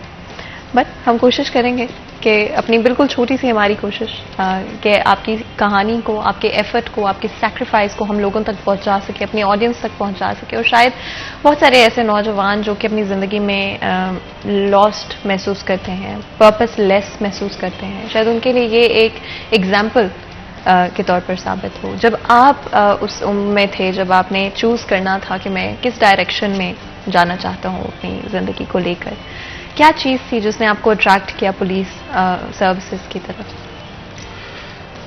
सबसे पहले जब मैं कॉलेज दौर में था, मेरे अंदर एक शौक़ था कि मैं अपनी फैमिली के लिए, अपने मुल्क के लिए कुछ बड़ा करना चाहता था। यह मेरा एक शौक़ था जुनून की हद तक, और इसी शौक़ को लेकर मैं आगे बढ़ रहा था। तो मैंने अप्लाई किया और महकमा पुलिस में भर्ती हो गया, और महकमे के दौरान भी बहुत सारे पुलिस मुकाबले किए। तो इसी कोशिश को लेके, इसी विज़न को लेके मैंने हमेशा जॉब की, नौकरी की, और अल्लाह ताला ने मुझे बड़ी इज़्ज़त दी। मेरे पास बड़े सर्टिफिकेट भी हैं, बड़े मैंने इनामात भी लिए अपने महकमे से। लेकिन इस चीज़ का मुझे, इस इंजरी का मुझे कभी भी गम और मलाल नहीं हुआ, क्योंकि मैं अंदर से फुली मुतमिन हूँ। क्योंकि मैंने कभी सोचा ही नहीं है, मैंने कभी अपनी इस डिसेबिलिटी को कभी अपने ऊपर कभी हैवी नहीं होने दिया। तो मैं खुद को यही समझता हूँ कि मुझे ज़रा भी इंजरी नहीं है, क्योंकि मेरे साथ मेरे बहन भाइयों की, मेरी फैमिली की, मेरे महकमे की ऐसे ऐसे इतने अच्छे ऑफिसर्स ठीक है मेरे साथ हैं, जो मुझे कभी भी हारने नहीं देते, मुझे थकने नहीं देते, मुझे कभी मायूस नहीं होने देते। शुक्रिया। एंड जैसा आपने कहा कि ना सिर्फ ये जोश एंड जज्बा बहुत इम्पॉर्टेंट है, लेकिन किसी भी प्रॉब्लम को, किसी भी ज़िंदगी में पॉइंट पर जहाँ पर शायद आप समझ ना पाएँ कि क्या हुआ और क्यों हुआ, वहाँ पर शायद आपकी यही स्किल सबसे ज़्यादा इम्पॉर्टेंट रोल प्ले करती है कि आप उसको किस तरह से डील करते हैं, कि उसका आपका माइंडसेट क्या है उस चीज़ को लेकर। तो ना सिर्फ आपने अपने सैक्रिफाइस को लेकर, अपनी मेहनत और जज्बे को लेकर एक एग्जाम्पल सेट किया, बट ऑल्सो कि किस तरह से आपने इस सिचुएशन को डील किया, किस तरह से आपने अपने माइंडसेट को पॉजिटिव रखा। जब ब्रेक से वापस आएंगे तो मज़ीद गुफ्तगू करेंगे। यहाँ पर एक ब्रेक लेते हैं, कहीं मत जाएगा, हमारे साथ रहिए।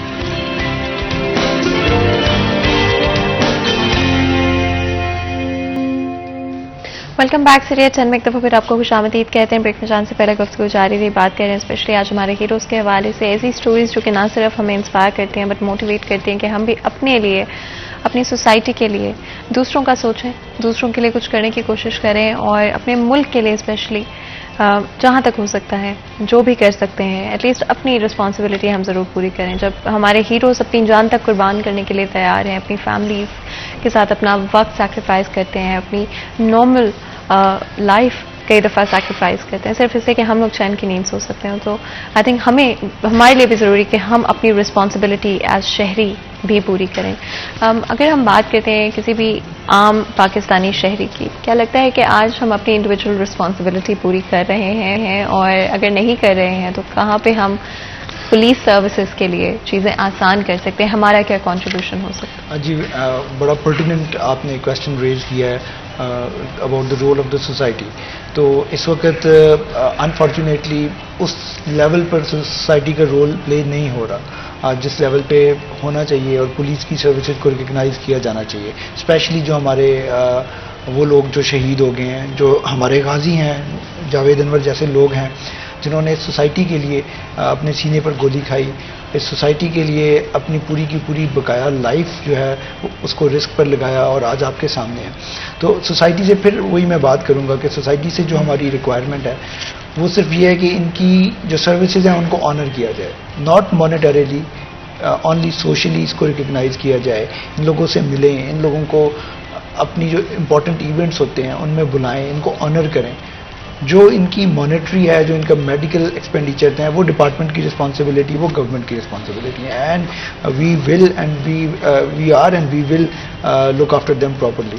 लेकिन जो सोसाइटी का रोल है, जब वो इन लोगों को ऑनर करेंगे, जब वो इन लोगों को ऑनर करेंगे तो उनके बच्चे ये रिकग्नाइज करेंगे, हमारी आने वाली नस्लें ये रिकग्नाइज करेंगी और हमारे और भी जो बाकी फोर्स है उसमें भी यही मोटिवेशन होगी कि we are looked up, not look down in the society. जब आप लुक अप करेंगे, जब हमारे लोग लुक अप करेंगे इनकी तरफ, तो आई एम 100% श्योर कि ना सिर्फ पुलिस का मोरल बूस्ट होगा, पुलिस की जो कदर वक़्त है सोसाइटी की नज़रों में वो भी बढ़ेगी। और इसीलिए हमने भी, और again I would like to thank City 41 and their whole team कि उन्होंने ये स्टेप उठाया कि पुलिस के वो अनसंग हीरोज़ जो हमारी सोसाइटी में है, जिनको सोसाइटी ने इग्नोर किया हुआ है, कि उनको यहाँ बुलाया, अपने प्लेटफॉर्म से उन लोगों को पूरी दुनिया तक पहुंचा रहे हैं। और ये न सिर्फ लोगों के लिए बल्कि हमारी पूरी फोर्स के लिए ये एक मोटिवेशन है। हमारे बाकी जो जवान देख रहे हैं, जो पुलिस ऑफिसर्स इसको देख रहे हैं, उनके लिए भी एक मोटिवेशन है। यहाँ पर ये भी मेंशन करना चाहूँगी कि पुलिस सर्विसेज की तरफ से एंड ऑफ कोर्स गवर्नमेंट की तरफ से बहुत सारे डिफरेंट स्टेप्स लिए जाते हैं हमारी पुलिस सर्विसेज को ऑनर करने के लिए, पुलिस ऑफिसर्स को ऑनर करने के लिए। और डेफिनेटली वो जो एक मोराल है, जो एक पॉजिटिविटी है, उसको कंटिन्यू रखने के लिए यहाँ पर ये भी मैं बताती चलूँ कि सीपीओ फैसलाबाद उमर सईद मलिक की तरफ से आपको ये व्हील चेयर दी गई। अगर आप उसके बारे में बात करना चाहें हमारी ऑडियंस से। जी बिल्कुल ज़रूर। सीपीओ फैसलाबाद उमर सईद मलिक साहब ने जो चेयर मुझे दी है, ये ऑटोमेटिक है, किसी बंदे की ज़रूरत नहीं है, खुद ही जहाँ मेरा दिल करे मैं चला जाता हूँ, किसी सपोर्ट की ज़रूरत नहीं होती रहती। तो ये मेरे लिए बहुत बड़ी सहूलत है, तो इसके लिए मैं स्पेशली सीपीओ साहब का थैंकफुल हूँ। एंड आई थिंक सिर्फ ये एक तरफ अगर हम देखते हैं तो ये सपोर्ट बहुत इम्पॉर्टेंट होता है, स्पेशली पुलिस सर्विसेज की तरफ से एंड गवर्नमेंट की तरफ से। कितना ज़रूरी है ये सपोर्ट किसी भी शख्स के लिए, और स्पेशली उन लोगों के लिए जो किसी भी तरह से ज़ख्मी होते हैं या अपनी जान गंवा देते हैं सिर्फ अपने मुल्क को बचाते हुए, अपनी ड्यूटी करते हुए पुलिस सर्विसेज में। किस तरह से गवर्नमेंट, किस तरह से पुलिस सर्विसेज ख्याल करती है उनकी फैमिलीज का? जी, इसमें इस वक्त मैं बताता चलूँ कि हमारे 108 शुहदा हैं। उसके अलावा हमारे बेतहाशा लोग हैं जो ज़ख्मी हैं, जैसे आपके सामने परमानेंटली डिसेबल्ड हमारे 4 से 5 लोग परमानेंटली डिसेबल्ड हो चुके हैं। 108 का फिगर है जो कि शहीद हो चुके हैं। इन तमाम के लिए गवर्नमेंट ने स्पेसिफिक हमारी चीज़ें मुख्तस की हुई हैं, हर एक के लिए डिफरेंट पैकेजेस हैं। जैसे हमारे गाजी जावेद अनवर को 10 लाख रुपया भी दिया गया, और अब भी हम कंटिन्यूसली सपोर्ट करेंगे इनको, और आने वाले दिनों में भी सपोर्ट करेंगे। और ये जो गवर्नमेंट की तरफ से सपोर्ट है, इट्स लाइक कि एक उनको वक्ती सहारा ज़रूर मिल जाता है, उनके बच्चों के लिए एक स्टेपिंग स्टोन ज़रूर बन जाता है कि वो कुछ अरसे के लिए तो उसके साथ वो गुजारा कर सकते हैं। लेकिन it must be a continuous effort, because ये लोग हैं जिन्होंने अपनी पूरी ज़िंदगी गुजारनी है। गाजी जावेद अनवर जो है वो 1980 में पैदा हुए, तो आज अभी देखेंगे इनके सामने इनकी आधी से ज़्यादा ऑलमोस्ट ज़िंदगी जो है वो बकाया है, इन्होंने वो गुजारनी है। और ये कॉन्टीन्यूस सपोर्ट ना सिर्फ डिपार्टमेंट की बल्कि सोसाइटी की सपोर्ट की इनको रिक्वायरमेंट है। तो ये कॉन्टीन्यूस सपोर्ट और कॉन्टीन्यूस एफर्ट की ज़रूरत है, ताकि तमाम जो हमारी बाकी जो नए जो लोग बाहर बैठे हैं और पुलिस फोर्स ज्वाइन करना चाहते हैं, जो लोग पुलिस फोर्स में अंदर हैं, उनकी मोटिवेशन के लिए ज़रूरी है कि डिपार्टमेंट जो है वो हमारे पीछे खड़ा है, and the department will look after us throughout the whole life. ये मैसेज देना सबसे ज़्यादा इंपॉर्टेंट है, तभी एक जवान जो है वो रोड पर खड़ा होकर डाकुओं का मुकाबला कर सकता है, दहशत गर्दों का मुकाबला कर सकता है। आपने देखा कि पंजाब में दहशत गर्दी को कर्ब करने में भी पुलिस, जो पंजाब पुलिस है, उसका बड़ा ही इंपॉर्टेंट रोल है। पूरे पाकिस्तान में जो इंटरनल सिक्योरिटी में जो पुलिस ने रोल प्ले किया और वो हर फोरम पे रिकग्नाइज किया गया। तो आपके सामने है कि ये तभी लोग करेंगे जब उन्हें पता होगा कि न सिर्फ गवर्नमेंट बल्कि सोसाइटी भी उनको ऑनर करती है। तो इसी सिलसिले में पंजाब पुलिस और फैसलाबाद पुलिस की तरफ से ये भी स्टेप लिया गया था कि हमारे जितने शोहदा की फैमिलीज हैं, उनके बच्चे हैं, उन तमाम के लिए जो हेड ऑफ द डिस्ट्रिक्ट है, सिटी पुलिस ऑफिसर, उनके हाउस में हमने मेमोरियल डे मनाया, सेलिब्रेट किया। वहाँ पर तमाम फैमिलीज को बुलाया गया, उनके बच्चों को बुलाया गया, ताकि ये एक मैसेज जाना चाहिए तमाम आवाम में भी और हमारी पुलिस फोर्स में भी कि जो डिपार्टमेंट है वो उनके साथ खड़ा है, उनके जो बच्चे हैं वो हमारे बच्चे हैं, वो डिपार्टमेंट उनको ऑन करेगा। तो ये सबसे इम्पॉर्टेंट है जो डिपार्टमेंटल ओनरशिप का कॉन्सेप्ट है। ये जब तक हम हर अपने सिपाही तक नहीं पहुंचा देंगे, हर अपने ऑफिसर तक, हर पुलिस ऑफिसर तक ये पहुंच नहीं जाएगा, और जब तक वो इस पर यकीन नहीं कर लेगा कि यार बाकी the government is standing behind us, the department is standing behind us, तो तब तक वो सामने आके गोली कैसे खाएगा। तो ये मैसेज देना बहुत ही ज़्यादा ज़रूरी है। जिस तरह से क्राइम रेट आज के वक्त में बढ़ रहा है, और बड़े अफसोस की बात है क्वाइट ऑनेस्टली कि कुछ सूरत हाल इस तरह के हैं, चाहे वो हम ज़िंदगी में जो नेसेसिटीज़ की आपको ज़रूरत होती है, लिटरेसी रेट की बात कर लें या आप ओवरऑल बात कर लें फाइनेंसेस की, इकोनॉमी की, जिसकी वजह से क्राइम रेट कॉन्टीन्यूसली हमें बढ़ता हुआ नज़र आता है।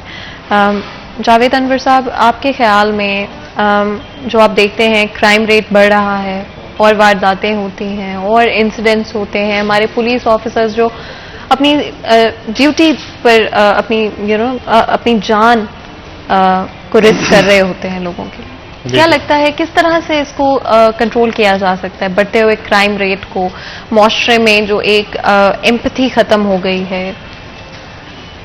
देखें, मेरी नज़र में तो 2-3 रीजंस हैं, ठीक है। पहले नंबर पे तो हमारे महकमे के अंदर बहादुरों की कमी नहीं है, बहुत बहादुर हैं, लेकिन जब उनको फरामोश कर दिया जाता है, बस से पुश्त डाल दिया जाता है, उनकी खबरगिरी नहीं की जाती, तो बहादुर कम होना शुरू हो जाते हैं। तो जब उनकी हौसला अफजाई शुरू होती है, बहादुर और इंक्रीज हो जाते हैं। तो जब बहादुर बढ़ते हैं तो क्राइम कम होता है। सेकंड क्या है कि हमारे महकमे के अंदर सैलरीज, तनख्वाह बहुत कम लेवल पे है। अब्रॉड कंट्री में कम से कम एक जवान की तनख्वाह कम से कम 10 लाख है।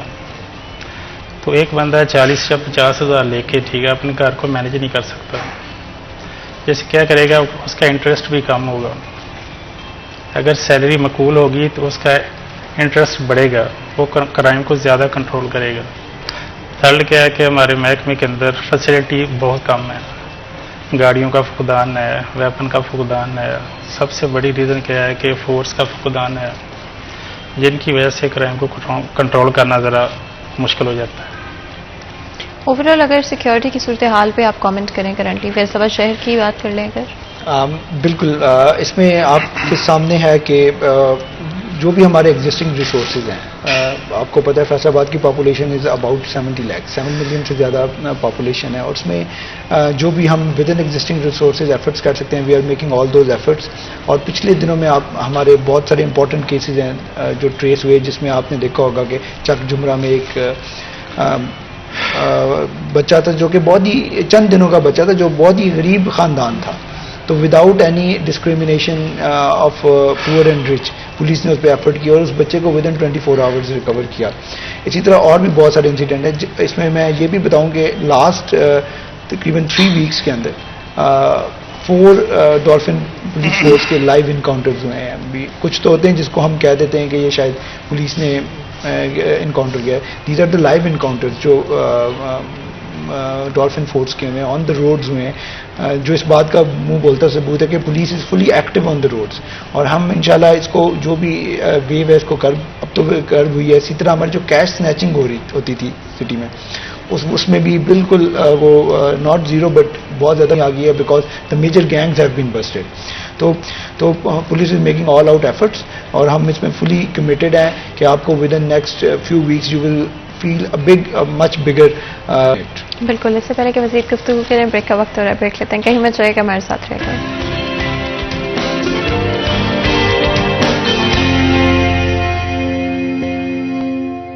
Welcome back. सीरिया चैनल में एक दफ़ा फिर आपको खुशजान से पहले गुफ्तगू जारी थी। बात कर रहे हैं हमारे उन हीरोज़ के बारे में जो कि रोज़ अपनी ज़िंदगी ना सिर्फ रिस्क करते हैं बल्कि कई दफ़ा अपनी क्वालिटी ऑफ लाइफ और अपनी ज़िंदगी तक कुर्बान कर देते हैं सिर्फ और सिर्फ हमारी सेफ्टी के लिए, हमारी सोसाइटी की बेहतरी के लिए, हमारे सोसाइटी में जो भी क्राइम्स हैं, जिस तरह से भी जो भी गलत चीज़ें होती हैं उनको सिर्फ और सिर्फ काउंटर करने के लिए। एंड जितने मर्जी हम इस पर बात कर लें, जितना मर्जी हम इसको हाईलाइट कर लें, आई थिंक कोई भी वर्ड्स कम पड़ जाएंगे, कोई भी चीज़ इसको जस्टिफाई नहीं कर पाएगी, उसको जस्टिस नहीं कर पाएगी।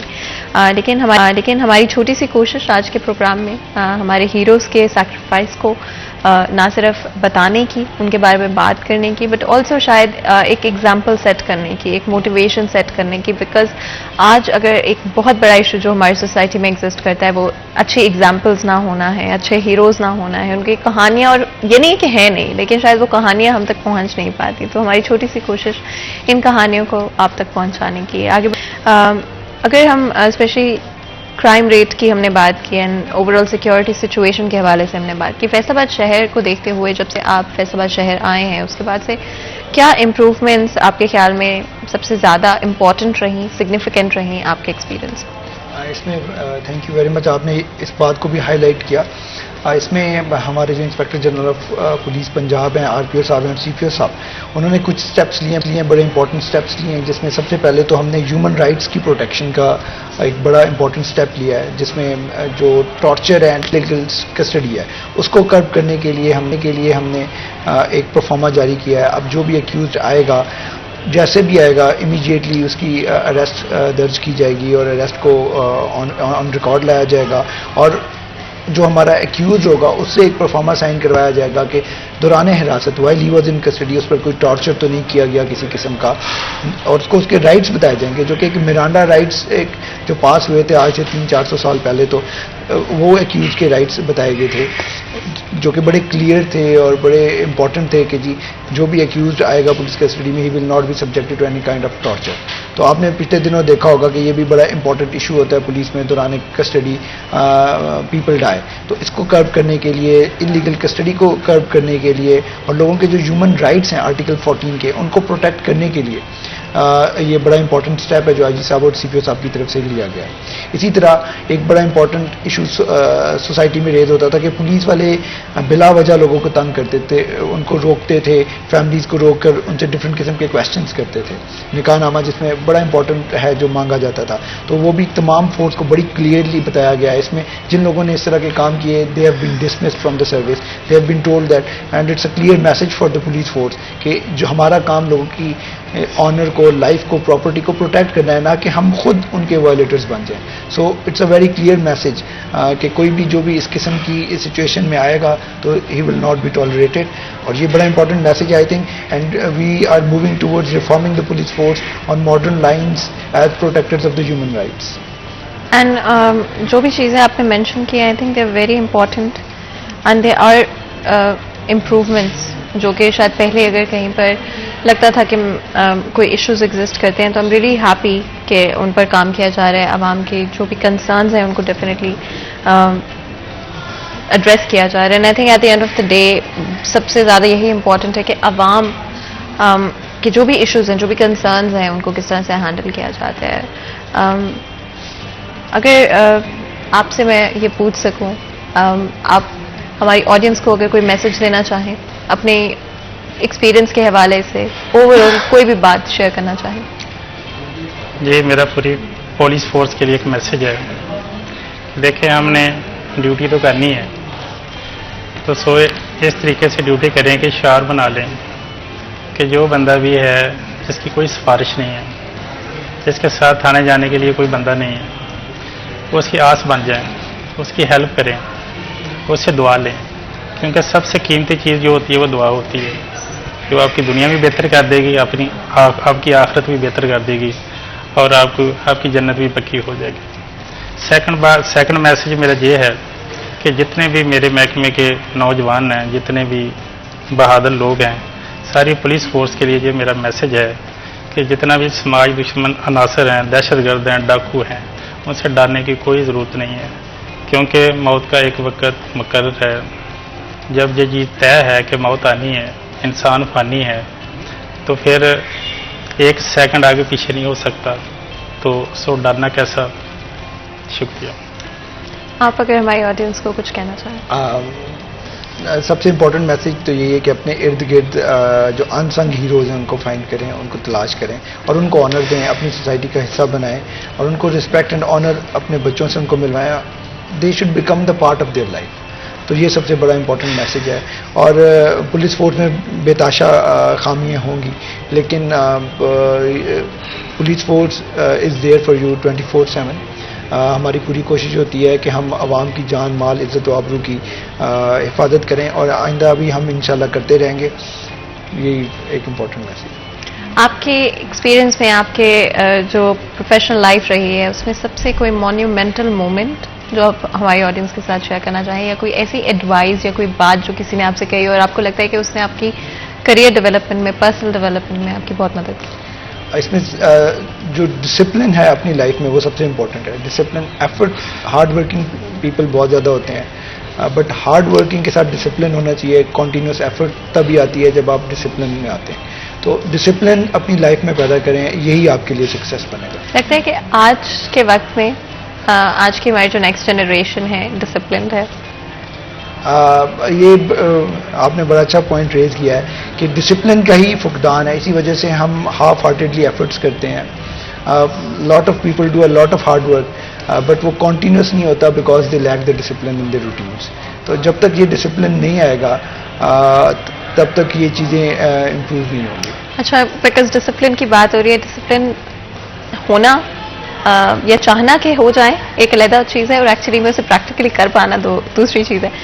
आपने किस तरह से अपने आप को, वो कौन सा पॉइंट था जिसके बाद आपने सोचा कि अच्छा मुझे ये मेरा पाथवे होगा, इतना डिसिप्लिन मुझे चाहिए, और क्या चेंजेस आपने अपनी ज़िंदगी में लाए ताकि उस डिसिप्लिन को कंसिस्टेंट बना सके? जी बिल्कुल, आपकी बात ठीक है कि डिसिप्लिन मेंटेन करना, एक तो डिसिप्लिन को पहले अपनी लाइफ में लेकर आना डिफ़िकल्ट है, देन कॉन्टीन्यूसली डिसिप्लिन को मेंटेन करना भी एक बड़ा अपहिल टास्क है।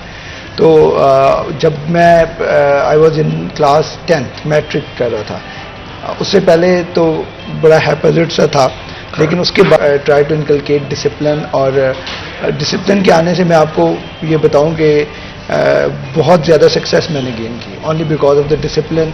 हार्ड वर्किंग में हमेशा से था, लेकिन डिसिप्लिन की एक कमी होती है, बिकॉज डिसिप्लिन आपको उस कॉन्टीन्यूस एफर्ट के ऊपर रखता है, उस एक कॉन्टीन्यूस जो आपकी एक लाइन ऑफ एक्शन होता है उसको मेंटेन रखने में हेल्प करता है। बिल्कुल, एंड यही सबसे ज़्यादा इम्पोर्टेंट होता है।